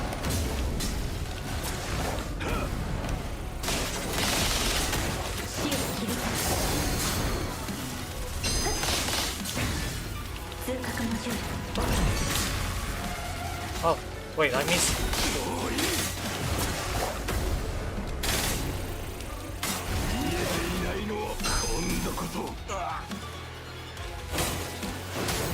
存在を解体死に愛花を捧げましょう。無知な魂に終焉を与えてあげましょう。周囲に注意して。普通はついに終焉を迎える。私を止められる者はいない。 Oh my god, 終わりを this guy. 死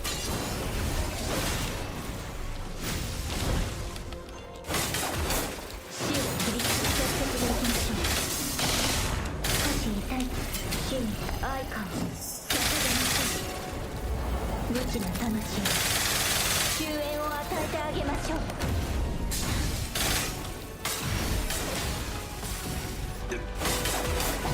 お見送りよ。見えていないのはお前だ。無知な Okay. 魂に Now die. 終焉を与えてあげましょう。ヘレンティン。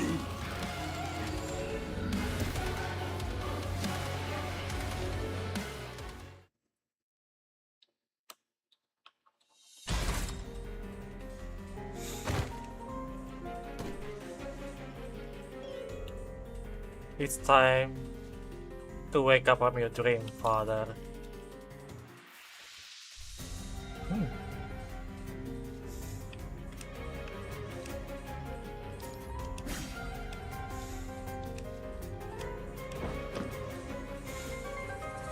She looks at her father without a word, piece by piece. This thing won't stop. What?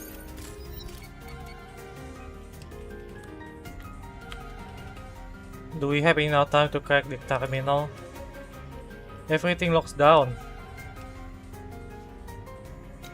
What kind of research left himself a way out? I have welled every bit of energy I have put from Sephira into this city bones. So whether it's the city or Sephira itself, neither one is stopping. Once the fail rain falls, once I bring it all back, then everyone will understand, bro.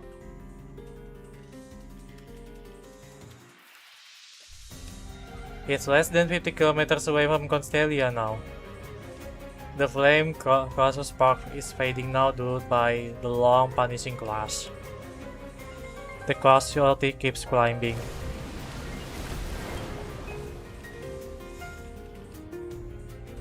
At the heart of battlefield, Helentine eyes come to the rest on the half Sephira. Along its veins of light, the pattern of the polytree flicker and shift.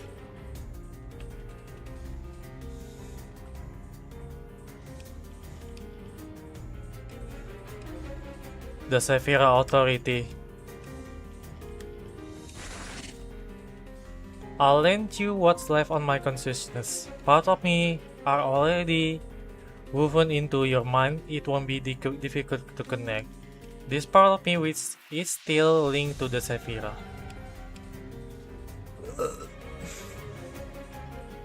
Through it, you can temporarily seize partial control of the understanding Sephira. If this is something I can do. Ophelia's parting words echo through her again. If this is what you want, what comes after you have to do on your own. I'm just someone left behind the past, but you still have future, your own future. My own future.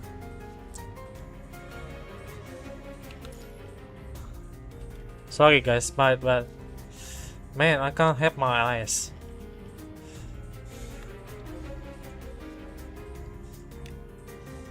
But this angle is so good.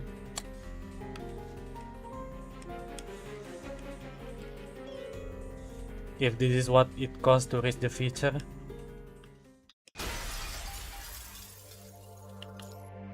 What?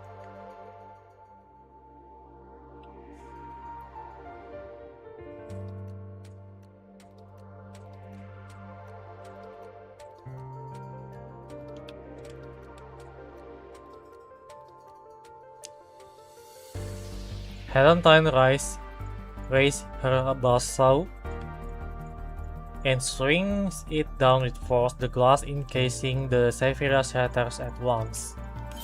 Shards rain down, exposing the half Saphira still pulsing inside, its light flickering unsteadily. Helen, you don't know what you're touching! Helen! The wake of the past, I'll carry it. She reaches out and presses her hand against the half Saphira. It's like pulsing weakly. Oh my god, another. A flood of information crashed into her mind like a dam breaking.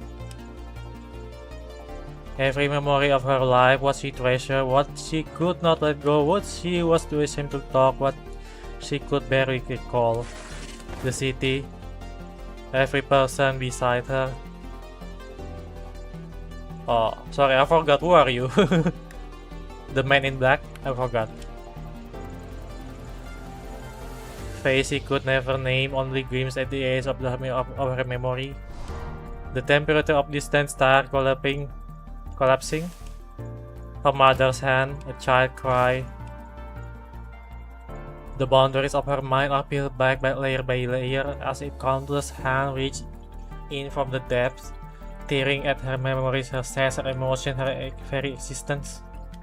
The weight of the whole world pressed down, she tries to push back, but the line between herself and someone else has already dissolved. From the moment humanity first grasps the idea of the understanding, its boundaries have stretched ever outward. From the simplest meals of daily life, the song of courage and exaltation, and at last to the stars and the cosmos beyond. Understanding is a mirror in the world, noise and riot. It shows humanity's own reflection. Understanding turn inward and finally, okay, every collapse, every echo, In the end, what reflect back is only the seemingly endless cycle of ordinary human life on this planet.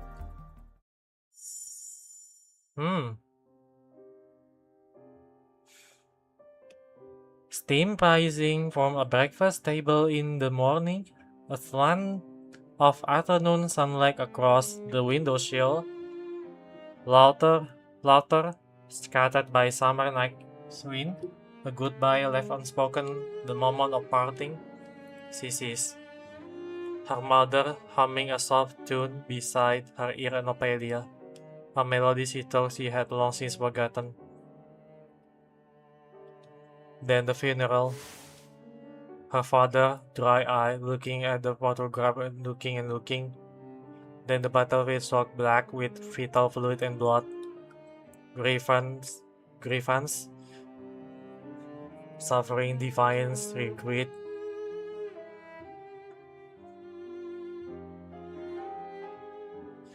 She has walked through so many places and listened so many voices. You could have gone back for her. Why didn't you?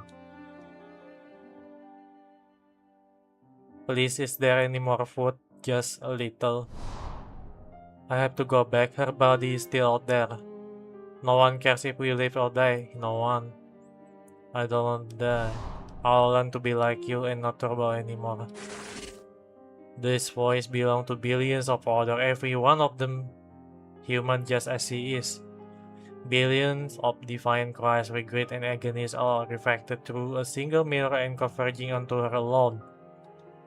Time breaks across her body, past and future. Wow. I have my sister to thank. Through her, you already knew of me, but unlike the price you pay, it is only through this body that I can stand before you here. That is precisely our purpose. I pay the price to warn you. You, as an overseer, that change is coming. You would do well to master the rule of this world through the poetry and soon. Establishment connection.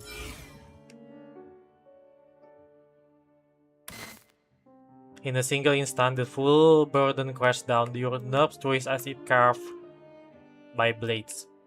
Even breathing carries the acid smell of something burning. The young woman before you is enduring the agony beyond words.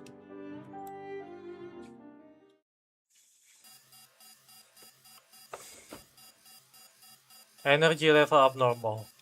Warning, Sephira energy level abnormal. Phew.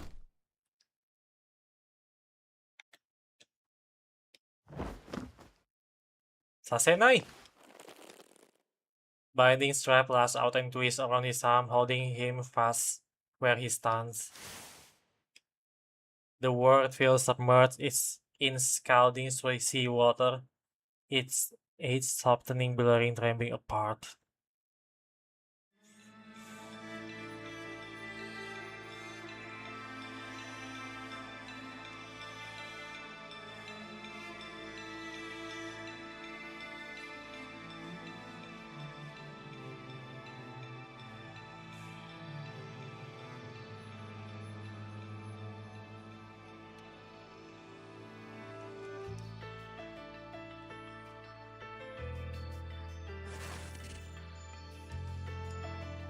Who am I?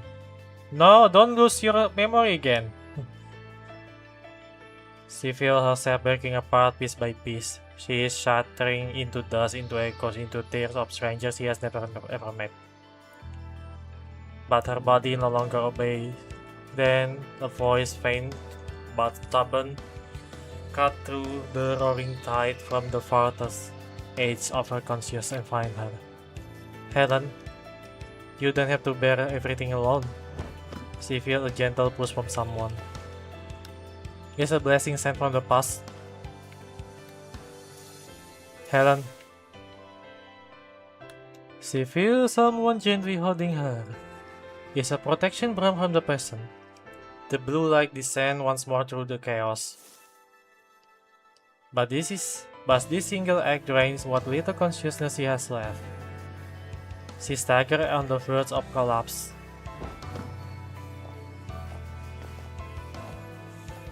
A shape steps forward, the one she knows most intimately and least at all her own self. You are who I used to be? The figure from past her hair raised her head over a gentle smile lips. No, I'm just a shadow you keep in your notebook, the past you could look straight on. The person you have been trying to become and running from all at once. Helentine's gaze falls on those hands, the same as hers but steadier. Blue light seeps through the crack of Sephira, casting both silhouettes in flickering lights. You don't need to chase me anymore. You have already gone further than I ever did. But I don't know if I can keep going. Becoming Helentine is hard, isn't it? But don't feel lost. If the sorrow feels too heavy to bear alone, try to share the weight with others. Ophelia is still with you. So are us, Leia, Win, and Casus. And everyone in Podesta who is still waiting for tomorrow to come. You have also me. I won't let you bear it all alone. Does sharing it may really make it weightless? You already know the answer, because you are me. Helentine gives a small, resigned smile.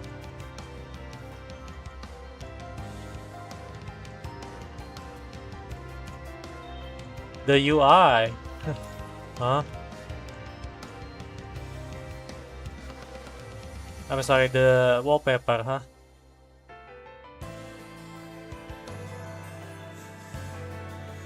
Now let me stand with you while you do what only you can do. The road ahead may not have me on it or Apelia, and many more say goodbye to you along the way. But that's alright, I can walk it on your own. So go face reality that brings both pain and joy. The figure from past slowly embraces her as she stands in the present.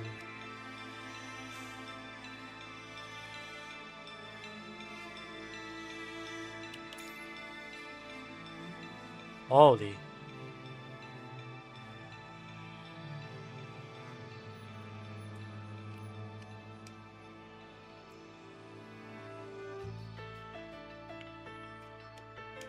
In this moment, the figure she once chased desperately, the past self she used as a measure for everything she did, is no longer a chain around her.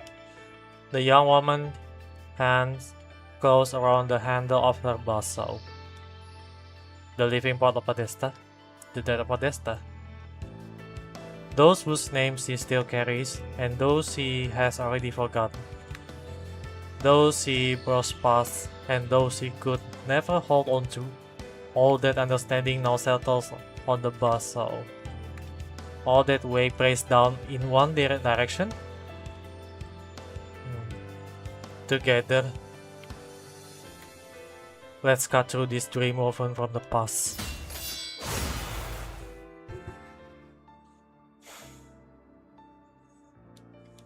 But something has gently pushed them aside, clearing a path for her to step forward. She opens her eyes and faces the bitter reality once more. The young woman's mind still sits, but she takes hold of her half Sephira called understanding. Even as a blue crack spread like veins through the fracture in her frame. Oh my god. Understanding. She hears it now. She hears the moment when the countless names were waiting down. All the goodbyes left unspoken. All the tears fought alone. All the sorrow piled up in silence. But they can be all you hear. So she hears more. She hears music drifting through a certain night.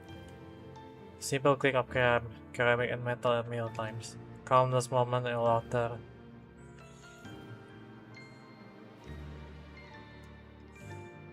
Now this is the humanity you should understand. Oh, another one. That is what it means to be human. Always suffering over farewells. Always looking back at things that can never be taken back. But also always find happiness. Remembering small, meaningless things, feeling joy from simply eating something good, gazing up at the star on some ordinary night for no reason at all. No matter what happens, people have to keep living. Even if it longing drifts through the phantom, even if it's wrapped around their lives like the tide. As long as they're alive, sorrow and pain will slowly be diluted, inch by the small and tender moments of everyday life. As long as they live on, carrying the responsibility to death, they can always see tomorrow for those who are already gone. As long as they live on, carrying the responsibility to the dead, human history will always carry everyone's longing and press forward. For the first time, the Sephira pulse falters. The binding torrents of light once wide and raging suddenly freeze in place.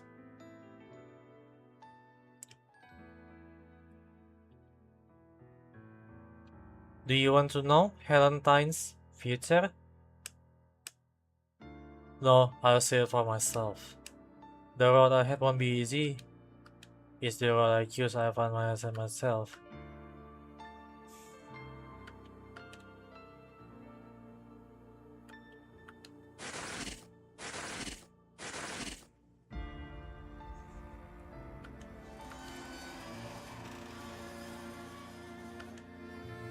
Go now and understand who you are.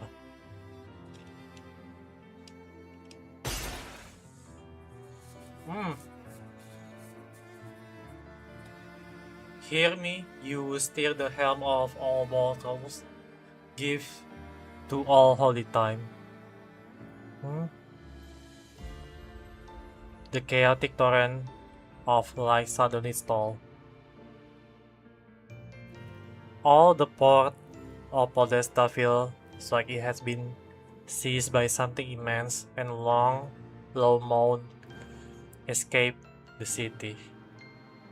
The anomalous signals still radiating outward and advance finally saw clear defiance for the first time. The understanding of death and life has been etched into that fading light. Oh, the roar deep within her mind has not fully ceased, but the sensation of being torn apart finally began to recede slowly.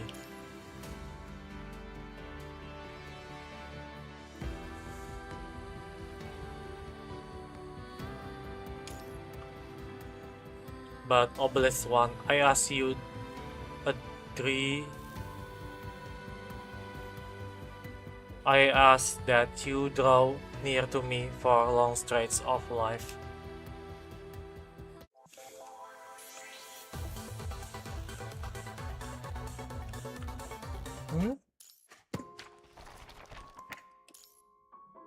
What achievement is that? No time to die, huh?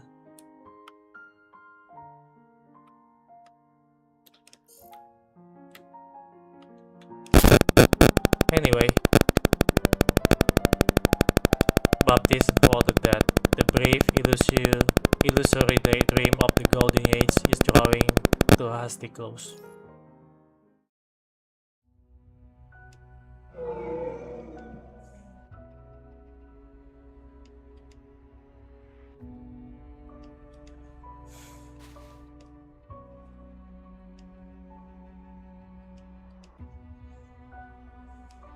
The crimson vital fluids seep slowly from somewhere on her body, trickling down along the fissure of her damaged frame. Did it work? Port Podesta stopped. We did.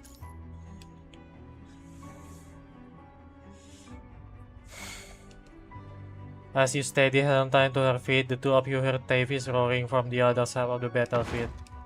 Leia final blow staggered Tavis backward. He collides with the wall, slide down, and his knee slams hard against the ground. He looks up and sees me, Leia, and Helen. He can feel it too. Port Podesta is grinding to a halt. He has failed. Do you have any idea what I have just done? He spit out a mouthful of blood and tries to rise, only to sink back down. The understanding Saphira this fail reigns. Suddenly he freezes and grunts behind him. Something flickers in the darkness, gone before anyone else can notice. Leia, are you alright? Yeah, disarm the old man. He's done. She pulls back her light whip and tilts her chin toward the Saphira. So we are taking that Saphira, right?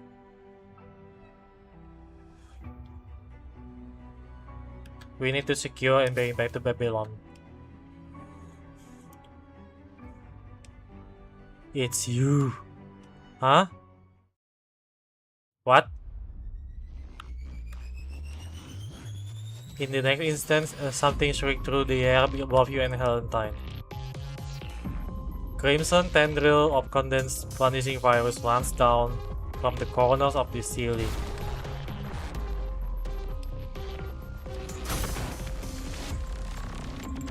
Helentine instantly tackles both of you to the ground. Leia like sweep lash out. A moment later, sweeping inside to first wait and buying everyone a brief moment to breathe. Who is coming? Or why it's coming? Leia's eyes widen sharply. Though I encountered some compliments along the way. The experimental chamber that once held the Saphira stand utterly empty. Seems I still arrived precisely when I intended to. The attacker hovers on the far side of the room. The half Saphira from the experimental chamber now spins slowly in his palm. Its deep blue glow spilling across the sharp lines of his gaunt face. Sharp? I would have thought he would grow accustomed to the dead refusing to stay dead by now. It's been a long time. You have come quite far, Leia. Unfortunately, I have no leisure for nostalgia today. Wait, you know my girl? Arius? Arius? Oh, so, sir?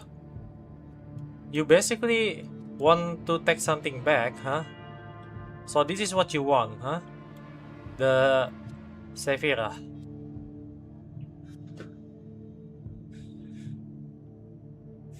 So your whole plan was, jadi rencana dia is to bring back Ophelia from the Sephira to help us to defeat Davis and retrieve the Sephira at the right moment.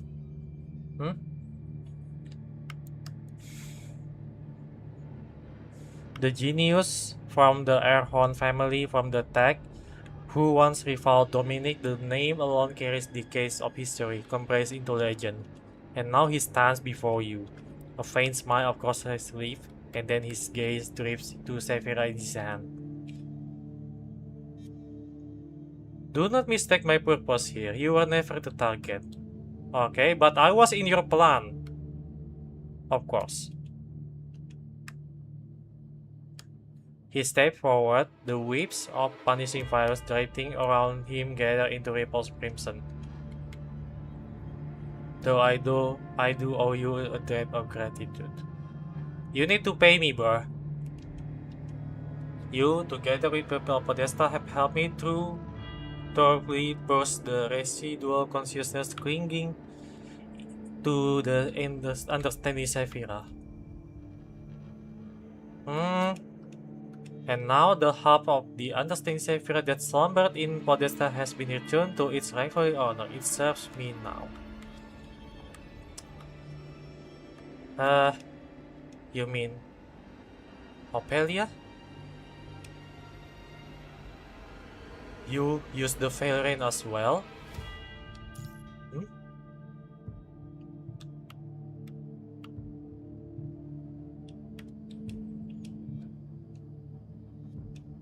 Spare me the comparison to your pathetic charade. He raised his hand, the red punishing fires gathered at his metal fingertips like 5 crimson droplets blooming into form. The agent and assassin network used me. Huh? Information such as Ophelia parasitizing the understanding Sephira is a contaminant unless it wills its own erasure, it persists like a ghost impossible to expunge. Which is why you perform so admirably, Helen. The indispensable element of my design, my carefully selected protagonist.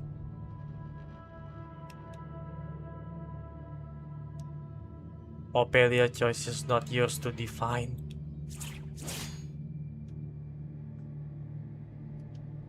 Earning the understanding Sephira recognition is noteworthy. Is noteworthy, I admit. However, the ascendant touch the Sephira, a low hum resonates as his ring. It's time for the understanding to choose new master. Why are you so obsessed with it?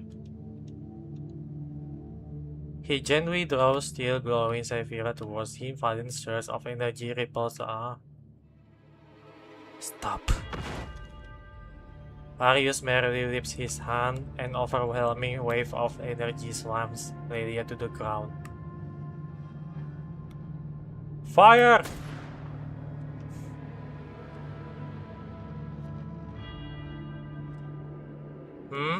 I have heard of you, okay. Allow me to demonstrate the authority of understanding itself. He drives the half savior into his own chase. The space erupts with boundless color, shock waves ripple outward as a deep resonant hum fills the air. Bathed with blinding light, he sweeps his hand across the grounded concrete and rebar. Man. Oh.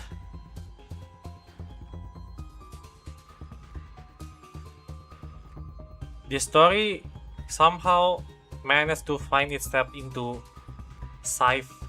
heavy sci-fi type story. Well, it's sci-fi, but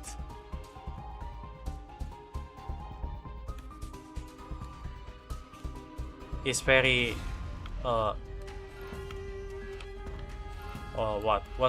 what I could say.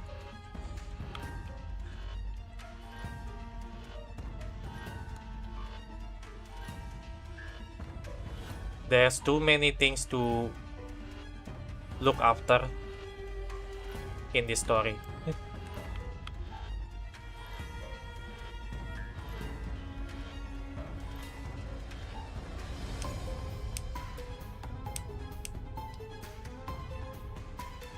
I now perceive the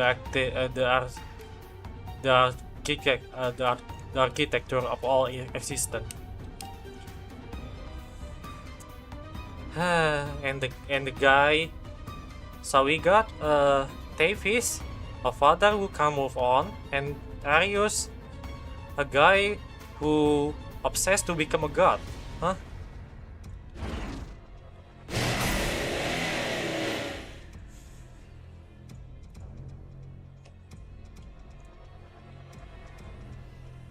Before I can finish, 3 distinct attack cast into the battlefield from different directions. 3 familiar figures stand before you. Oh, hi guys! Confirm ascendant target. Weapons ready. Take him out.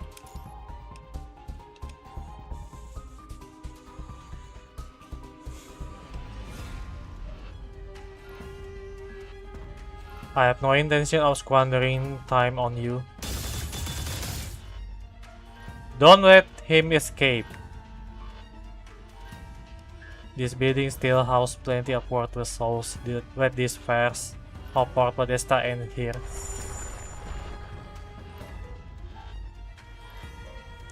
We didn't say you could leave.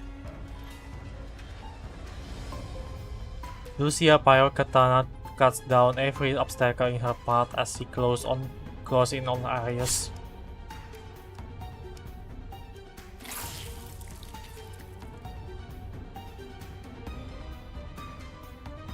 Mendoza. Countless crimson tendrils are replaced with sephiral radiance, flooding toward the wound and swallowing his body whole.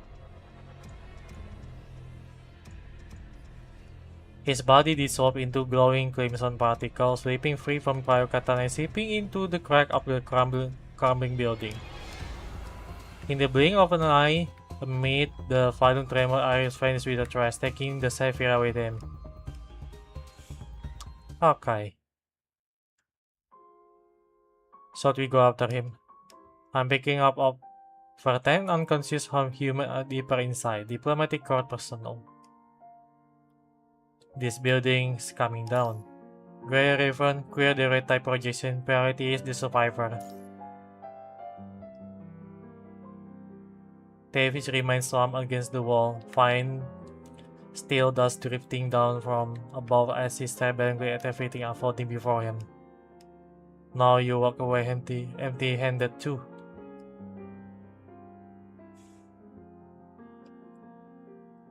Hey old man, look on the bright side. We still got you.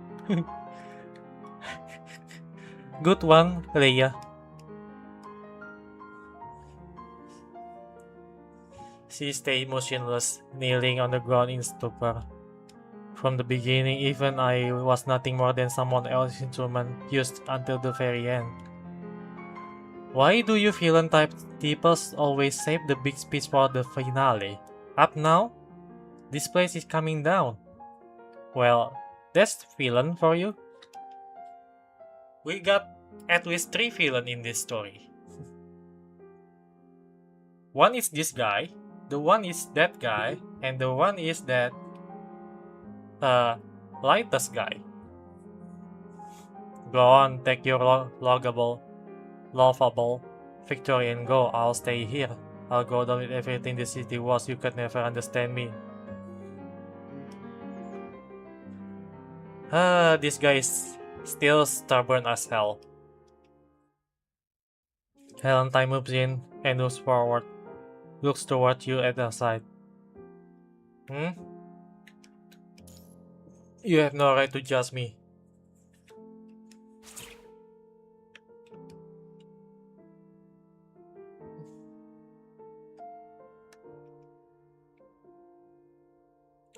She then glanced at you beside her and at Leia, who stares back in stunned disbelief.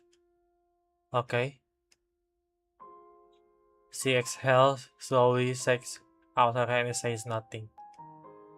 I'll carry him. Let's move. Just shut him off and let's go. Lightus and John Doe stand on half-collapsed observation deck, gazing out at the city in the distance as it struggles against the punishing virus. Arius slip away. Mercy is not a look you wear often, Lightus. Davis, that man is far too fixated on that. Does this outcome disappoint you? Disappoint? No, let's call it an instructive experiment. Humans are such a contradictory creatures. They mourn death, yet they tremble at the thought of raising above it. Even with the path laid clear before them, they hesitate, waver, and even refuse it outright. All that pride Davis has clung to, I regret it for him. Yes, regret. That's also part of the assignment Mr. left to me.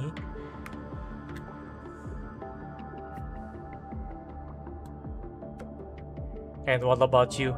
Arius made up with the Sephira. The Failrain is in ruins. No sense of loss? None. My hypothesis have been validated in more ways than one. We are one step closer to the truth. You have promised me the truth many times. Yeah, the typical like no, it always has been in the plan. Keikakudori that kind of lines from villain. No, we do not actually lose, but we got something in return. Patience, you have already witnessed a piece of it. And besides, Margaret hasn't truly dead. Her state is no different from Arius after his own death. He paused briefly and glanced at the dark green figure beside him.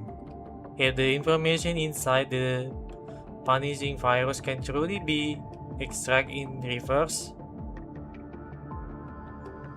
he looks away and picks up his gentle humming again. Time to go.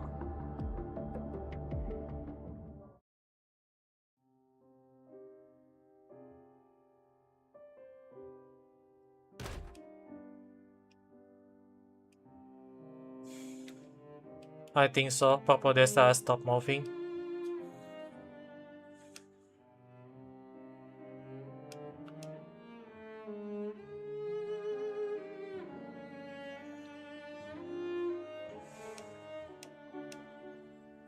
Colossus buries his hands on his knee and rises. His leg is still trembling. He used the crowbar as a makeshift crutch, straightened up, and gazed toward a street deep within the port district. There's still time, I can see it one last time. He doesn't finish, leaning on the crowbar, the rod, illusory dream of the golden age is drawing to a hasty close, saying their final goodbye to those they still hold dear in this world.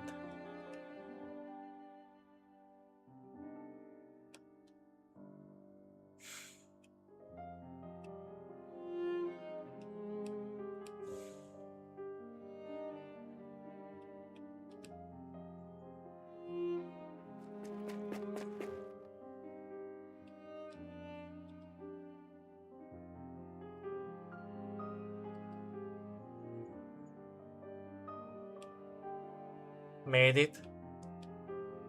The mark of golden age have yet to fade. The plate on the door remains just as it was decades ago.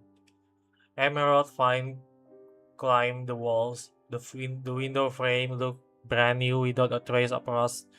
Through the glass he can see the blue and white curtains Lorraine hung before. Once more he stands before the door from decade past. Inside he can hear Lorraine and in it. He raised his hand, knuckles hovering just before the door. One knock, and Lorraine will hear him. One knock, and the door to that bygone life will swing open for him once more. Even if only for a moment.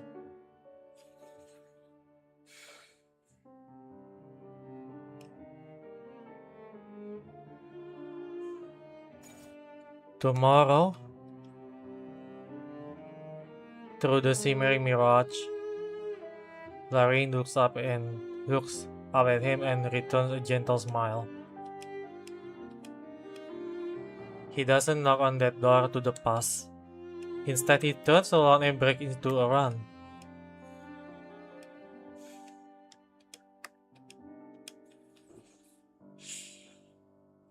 He runs back the way he came. By the roadside, the young woman releases her grip at last. The final trace of light escapes her fingers, seizing into the bare ground, folding into a tight ball and wails.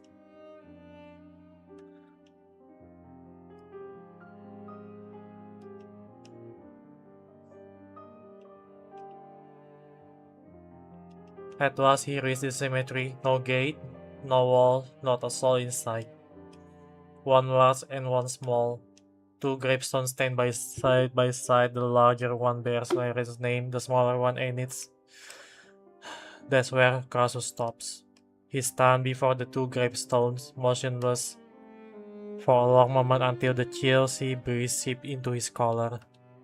He pulls the bottle from his coat, unscrews the cap, raises it to his lips. The smell of alcohol drips up with the sea air. He pants heavily, his lungs feel stuffed with the damn cotton. He pulls out the half-empty bottle from his coat, twists up the cap and takes a swig. Okay, the alcohol sears down his throat like a blade scraping against raw flesh.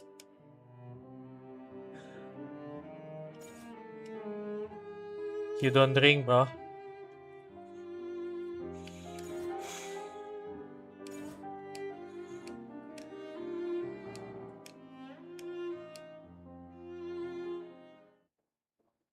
Then his tear falls down before the gravestone.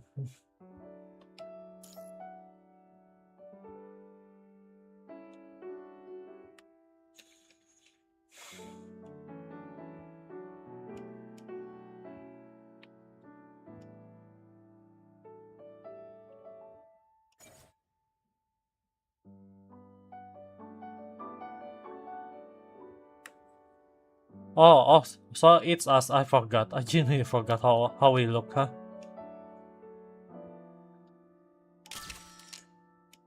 She presses shutter.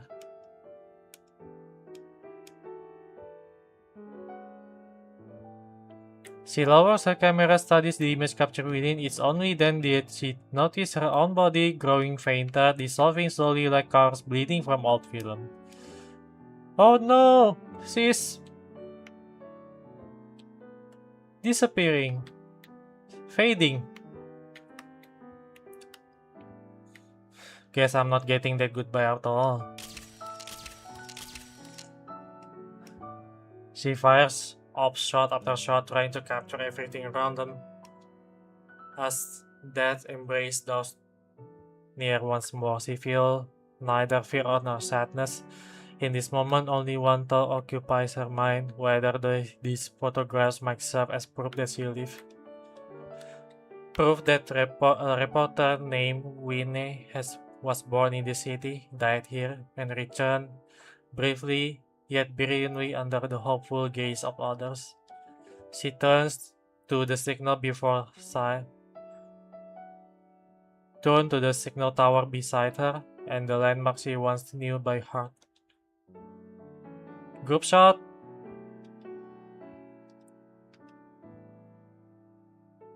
Behind her stand Ophelia, Lorraine, and Need, and countless figures just like her, young and old from every era. They return briefly to this one they once loved. Now their forms are fading little by little, dissolving into particles of light. Let's make sure we are smiling. Let the world know the dead have just as much right to face death with courage as anyone. This is the last photo. As the shutter clicks back into place, the camera slips from her hand, now turning into light, and hits the ground. And she, along with everyone behind her, fades into Port Podesta dimming sky as if they had never existed at all. Only the smiling face captured in the viewfinder remained, still vivid and alive.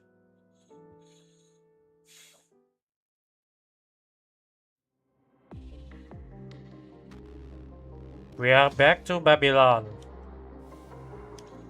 Asimov. The real challenge with Davis' research, it came down with fidelity, replicating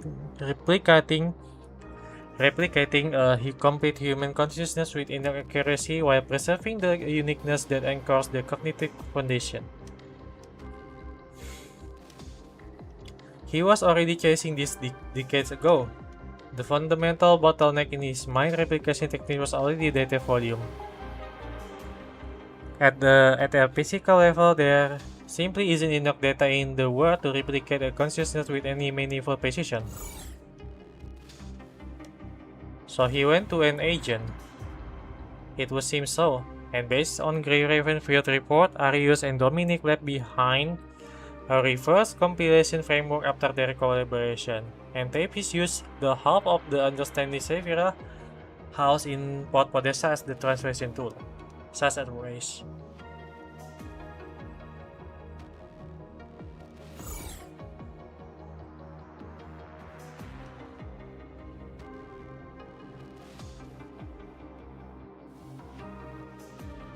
Are you ready to hear the diplomatic corps' proposal for Port Podesta?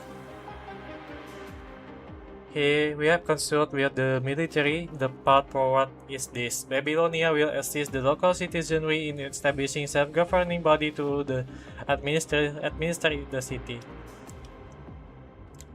Some resistance from local is to be expected, of course, but with the ascendant threat before us, all such concerns defer to military necessity. And the case against Davis, Port Podesta administratorship is airtight. Clear evidence of collusion with an agent, and Grey Raven has already taken him into custody. Reconstruction and regional governments cannot proceed without Babylonian support and resource. It took us a detour, but the destination remains the same. We have reached agreement with the military. Port Podesta is to serve as a temporary strategic stronghold. As for the particular of Travis' research, we will continue to gather intelligence and submit our findings to the Science Council of our evaluation. The technical assets carry implications across multiple domains. Man, after thorough deliberation, we believe this arrangement serves all parties. Approved. just like that.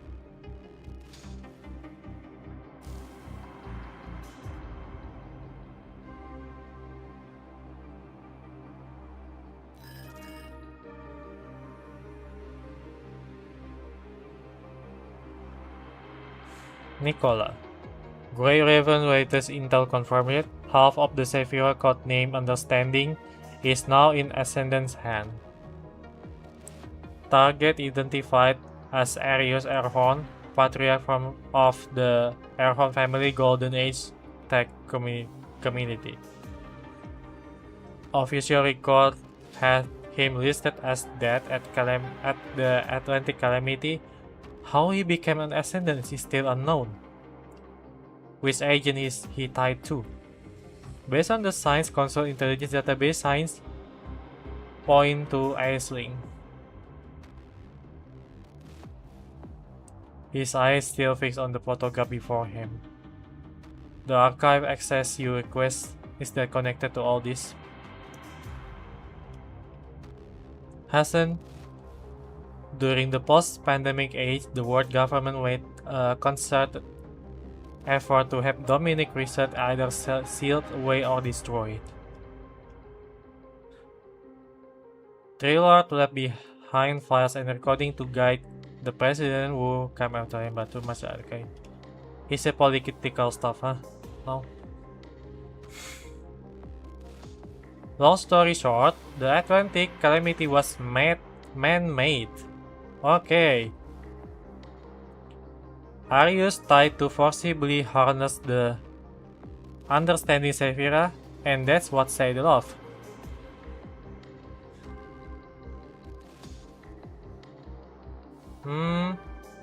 So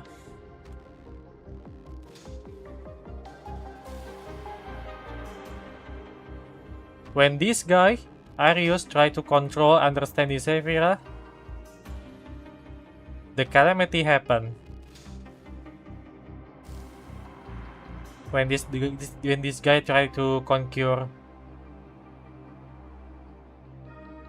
Sephira to his hand, huh? Then what Dominic do now? During the disaster, the Understanding Sephira that had already taken on a vessel was shattered into two. Dominic recovered one half and sealed the other half permanently deep inside the Atlantic Eye. Oh, okay. To keep the Atlantic Eye from turning into global catastrophe, Dominic activated an emergency system called Ananke. No one knows how it works, but what we do now is the entire dam was frozen the exact moment of detonation.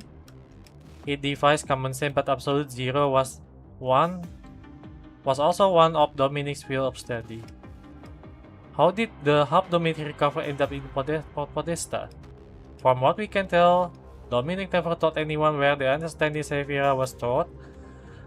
That the secret died with him when he disappeared in the later reactor incident. Dominic chose not to turn in over to Babylonia. There must be a bizarre reason. But we need to focus is now the next move of Aisling group. Everything points to the same place. Their target is the Atlantic Eye, where the other half of the Understanding Sephira is. Okay, so from what I understand, somehow Arius died and got ascended by Aisling group somewhere in some timeline. The Dominic managed to get the hub of Sephira and hands it to Tavis. Tavis still continuing his research, and he also used the Sephira to what do you say?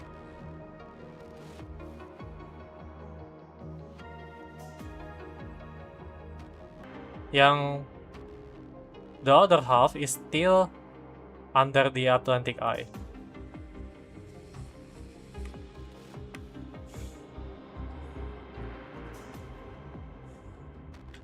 The Atlantic calamity left behind severe weather anomalies. The air deployment anywhere near the Atlantic Eye is off the table. A naval interdiction is our only option. We have raised the Atlantic region to maximum alert. Significant force already searching. The significant force are already searching for Arius.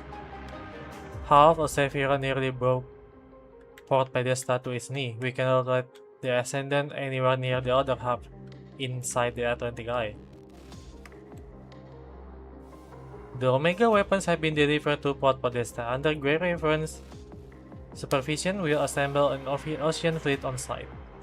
Understood, but if they openly after Sephira, we need maximum protection on all Sephira frames as well.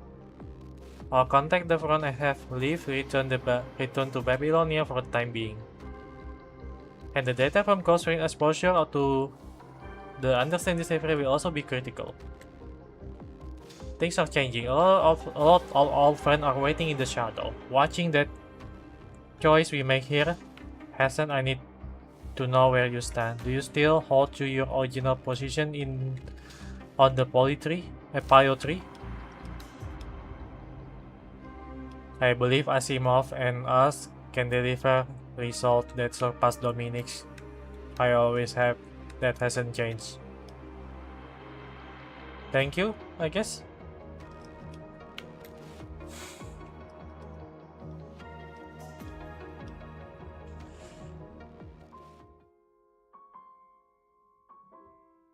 Whew. Okay, we're almost done. The Sabbath. The star of heaven fell onto earth even as its fig tree casted her ultimately fixed. When she is shaken of a mighty wind.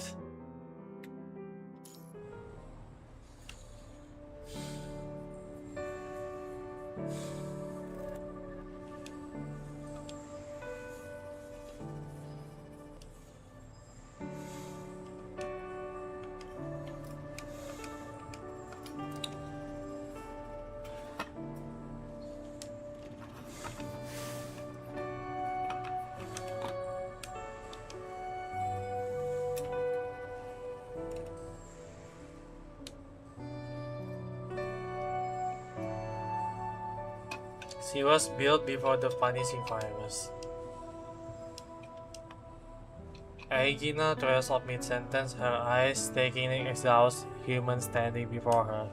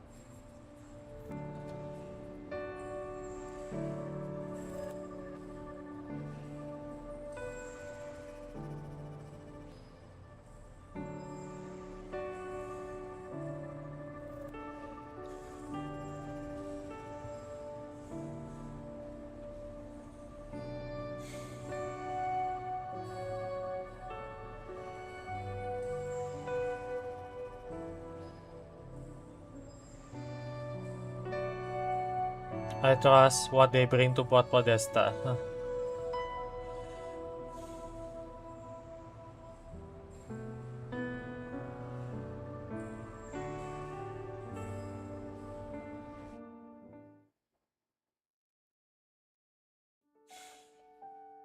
Okay, back to the cemetery. Another death in cemetery, huh?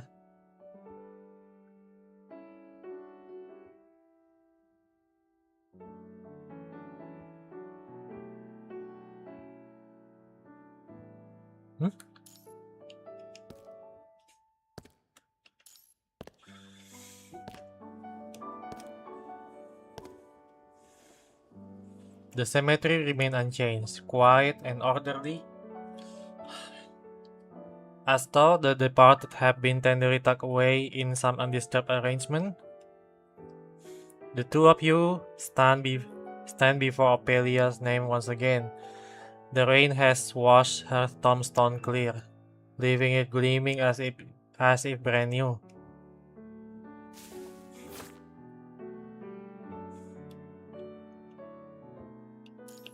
Then reached her diary, it page somewhat yellow with age. Wow.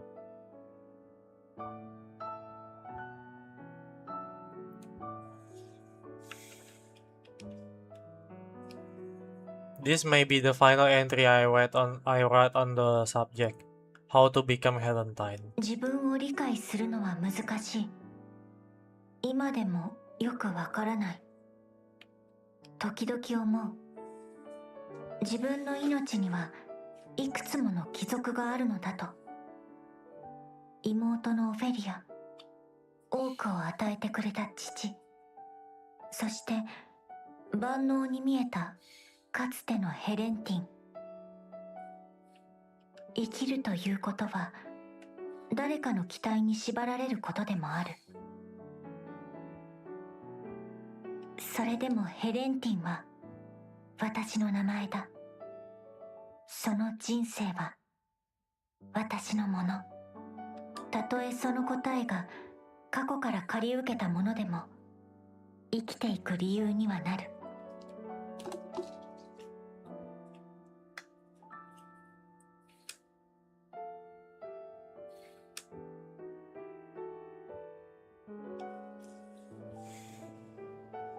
How do you think I should end it? Write something about yourself. ねえ、オフェリア。私、決めたの。もう、ヘレンティンという名前に縛られない。過去の自分は完璧だった。今の私がどれだけ努力して、どれだけもがいても追いつけないくらいに、迷いもある。戸惑いもある。でも、もっといい自分になりたいなら、あの人をなぞる必要はない。自分にできることを少しずつやる。苦しいことは親愛なるオフェリア。平凡や退屈を怖がらないで。人生ってそういうものなんだと思う。平凡で退屈だからこそ驚きや喜びを感じられる。だからヘレンティンになろうとするのはもうやめる。答えのない未来でも時間は進む。この世界には私たちを愛してくれる人がいる。必要としてくれる人がいる。私たちはその愛のために強く生きて自分の答えを探し続けないといけないと思う。やりたいこともまだあるんだ。だから行くね。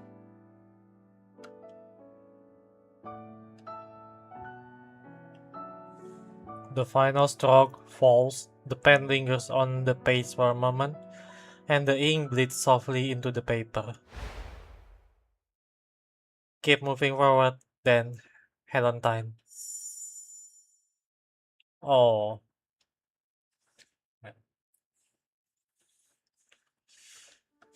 When she comes back to herself, the hazy figure has already melted into uneven rows of tombstones impossible to pick out. I used to always wonder, what would the old me have done?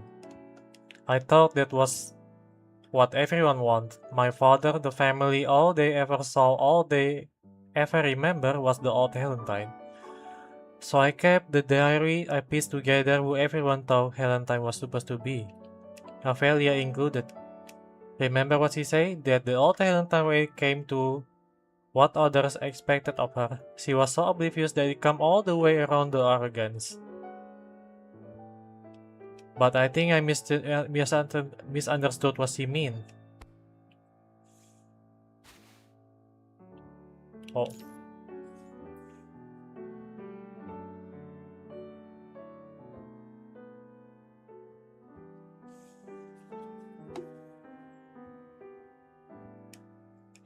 She closed the notebook and cradled it gently against her chest. It should have been me. Sorry. I am only realizing it now. The moment she saw me open my eyes in that hospital bed, she already knew. The person standing in front of her was me. The person she saved was me.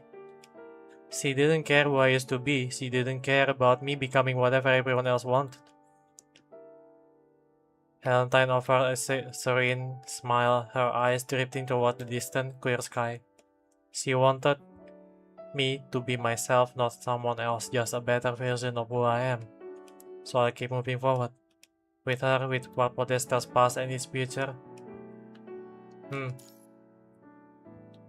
You are Helentine after all.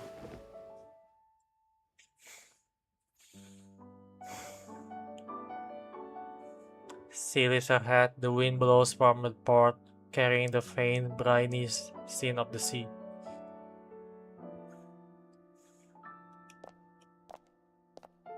She begins walking once more, descending the stone steps one by one, 25 steps in total, the same age Helentine was when her life starts over.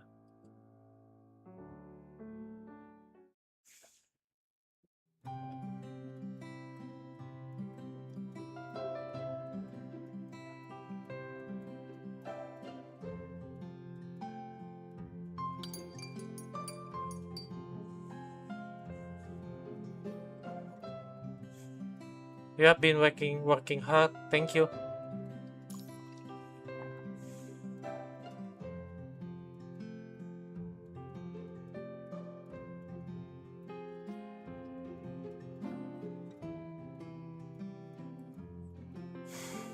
Because I want to spend as much time with you all as I can before Liv has to head back.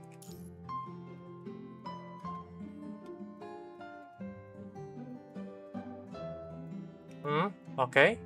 Once we get some leave, let's take a trip to Constelia. Kiske, Karenina mentioned he sent his newest album to the engineering force. Probably up to something fun again. And that mechanically repaired. Mechanically? Sorry, I have no idea about that.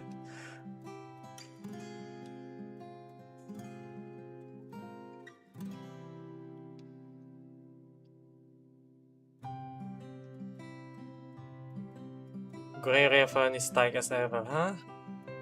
Hey, join in! Leia carefree voice rings out from behind.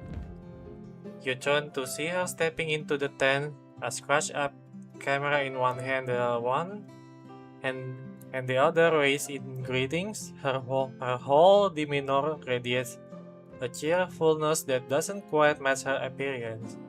What do you mean? A moment later, as if catching herself, she adjusts her posture and reins in that devil may care grin, and now looking decidedly more ladylike. Being a lady is seriously hard. You can just drop that act.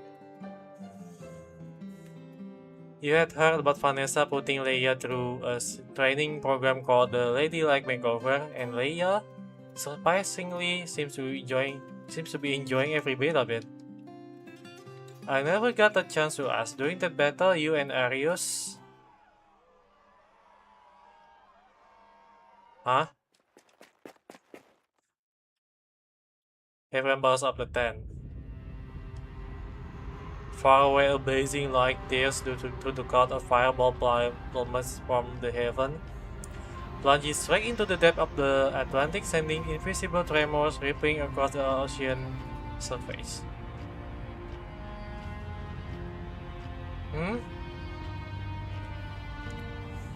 Leia slips away from prying eyes and quietly leaves the scene.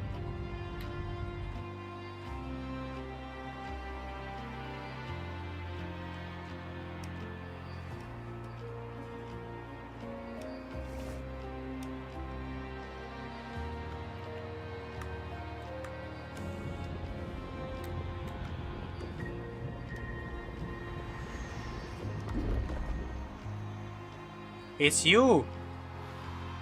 First, the outline of a skeleton, then crimson thread climb and weave the texture of muscle into place. Finally, like fabric being stitched, skin is cut and shaped into completion. It's not over yet, huh?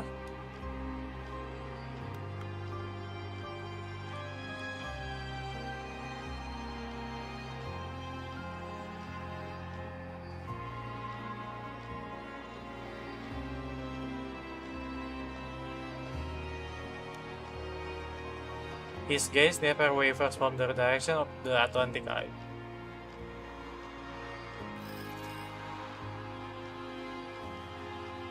Maurice, the plan proceed. Tell your fellow defectors to move. Let this era bear witness to a corner of the wound that never healed.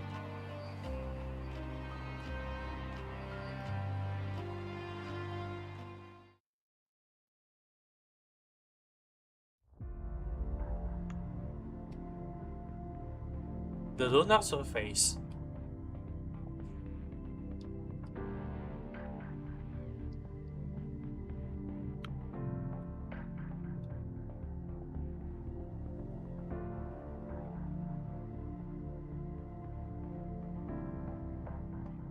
This batch is bridge pierced for Port Podesta.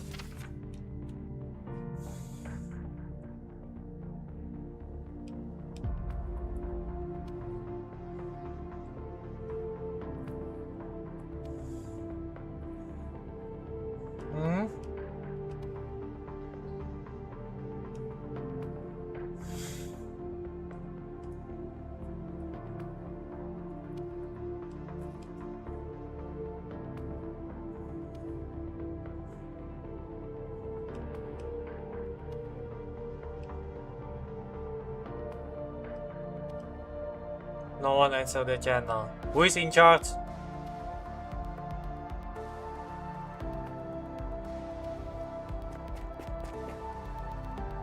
Stop, roll cargo, shut the loading valve. Shut the loading valve. Ah.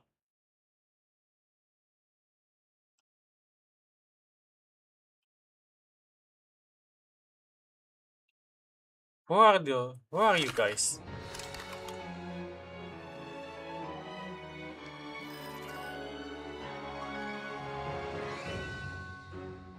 Construction supervisor clear, all clear. All clear, drop proceeding as scheduled.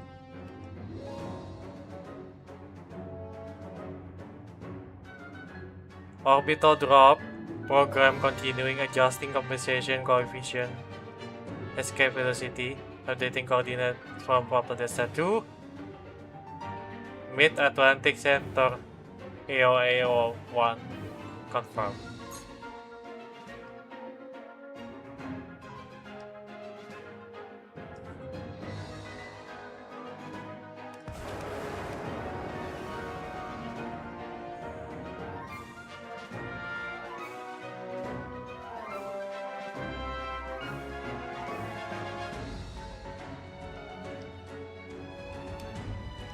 The timing is flawless. Babylonia just slipped into orbit on far side, with Earth hanging like silent colossus between it and the moon. What is the moon? Yes. That velocity. Confirm detection. Kinetic weapon strike targeting Earth. The lead operator stared at the screen in horror as the moon rock foundation pillars trajectory updated in real time. Cold sweat beads across their forehead. No strike authorization on record. Verify impact coordinates.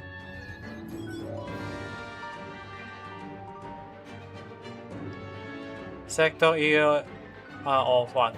That's Transatlantic Economic Community. The Atlantic Eye?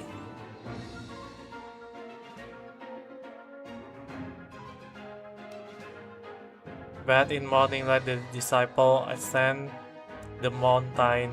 The mountain gaze out at the colossal structure blocking the horizon. The promised time is here. A thunderous roar shakes the earth. The blue strike tears down.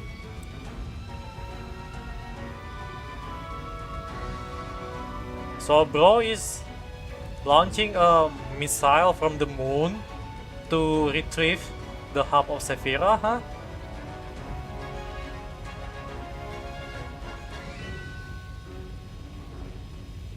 Wow, that might look nasty. Oh my god.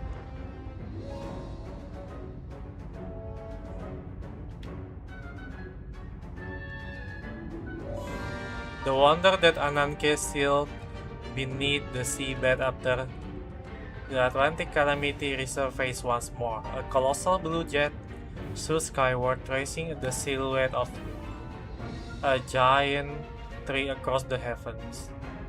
The whole ocean shakes. The moon rock that punched through the Atlantic Eye pushed its shock across the water, through every reef and island in hundreds of kilometers. The island beneath Arius jolts violently.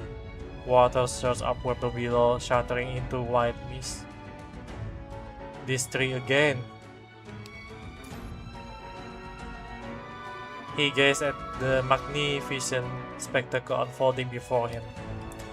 The colossal tree takes root in the bedrock of the ocean basin far below sea level, its branches spreading high above the cloud. What should have been fleeting wonder now stretched endlessly across the horizon, its glassy blue radiance blotting out of the sky. And the stars of heaven fell onto earth, even as Fig Tree casted her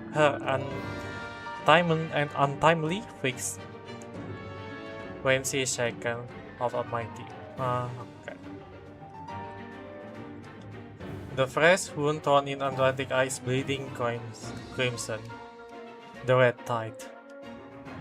This living blood creeps along the three luminous veins, coiling slowly upward like the serpent that entwined the thrill of life in legend long past.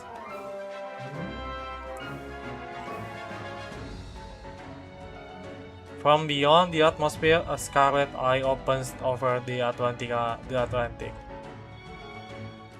The tree canopy unfurls slowly above the cloud, casting the shadow of forgotten age across the reefs below.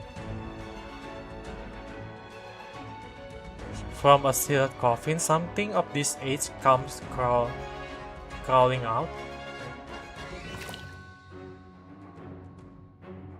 He bends down, reaches out, and plucks a single crimson thread from the surface of water. Is this another surprise you left for me, Dominic?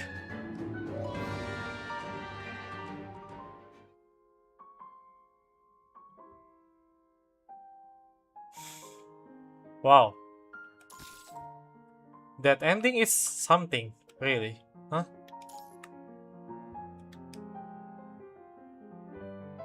Dear Helentine, I'm writing this letter to tell you, due to my work, I may not be able to return home for a very long time. Things here are even more complicated than they were back in Port Bethesda, so it may still take long time before I can come back. All this time I've been wondering, while you had forgotten the past, did I do a good job of becoming your own life well, haven't you? You still had a long life ahead of you. For me, perhaps I'll be no more than a brief moment in all that time, but if the short time we shared left even a small mark on your heart, then maybe that's enough to carry me through the long years apart. Sister Helentine, I hope your days are filled with more happiness than you can count.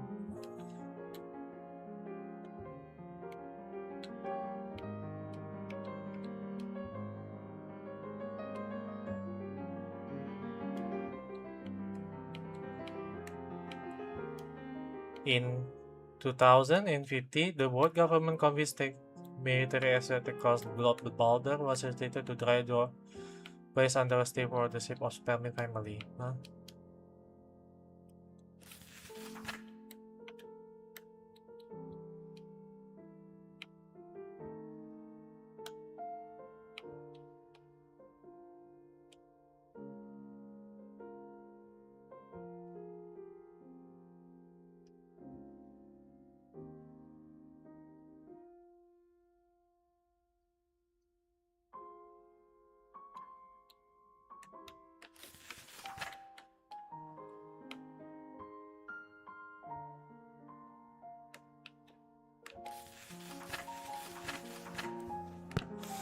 Okay, it's done.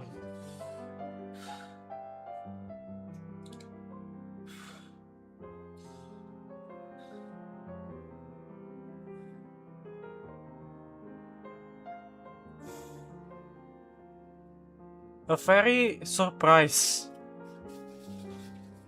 in the end, huh?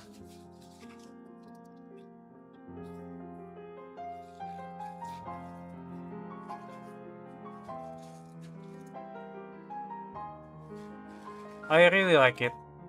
Yeah, overall, but I think the weakness is just how they made the conclusion for the Tayfish and just straight jump to focus on the another villain, which is Arius.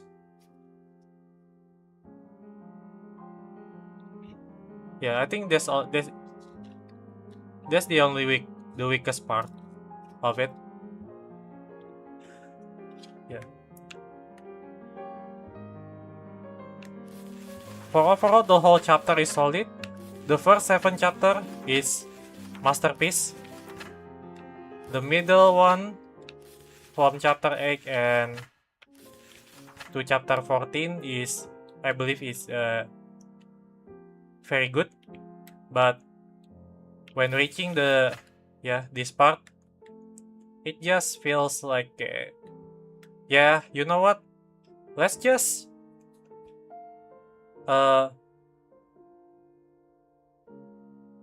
finish this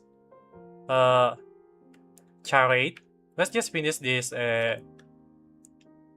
family affairs and just go straight jump into this guy plot.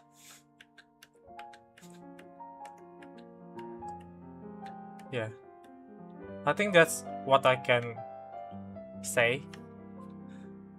But overall, it's a very good story.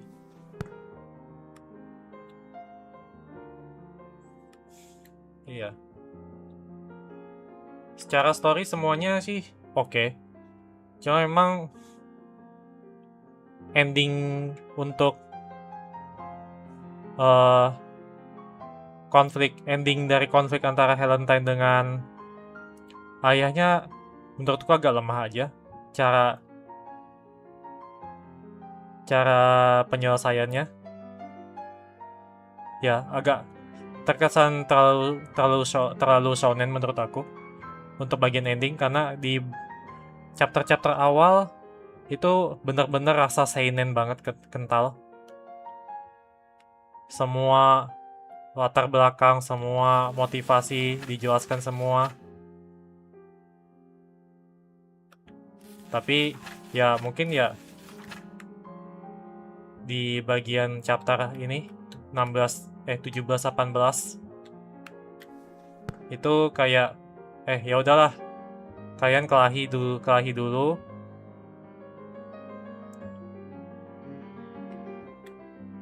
Oh, ternyata masih harus ada yang dilakukan. Terus Helen somehow bisa membelah Sephiroth gitu, menjinakkan Sephiroth ya, dengan segala macam intrik-intrik flashback yang ada gitu. Terus and somehow suddenly this guy just overwriting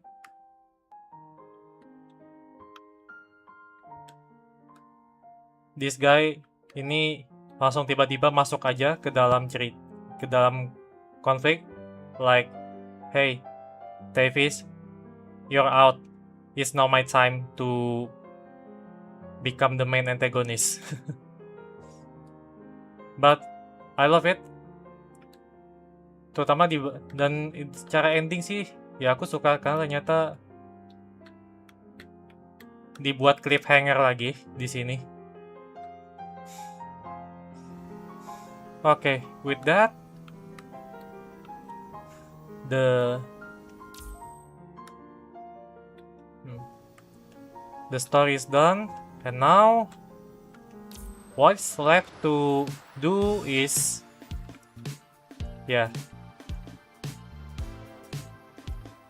doing the summer. Is it a story? I forgot. Yeah, there's a story.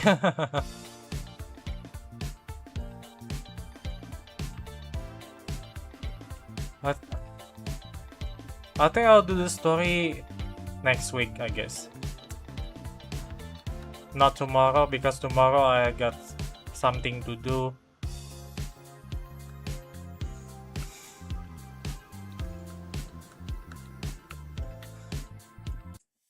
Whew.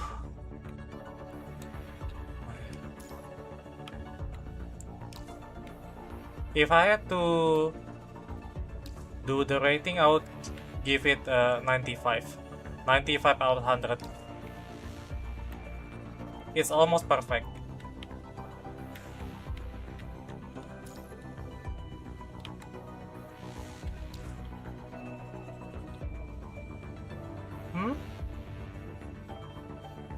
Oh, it's a rerun, huh? Really? Oh yeah.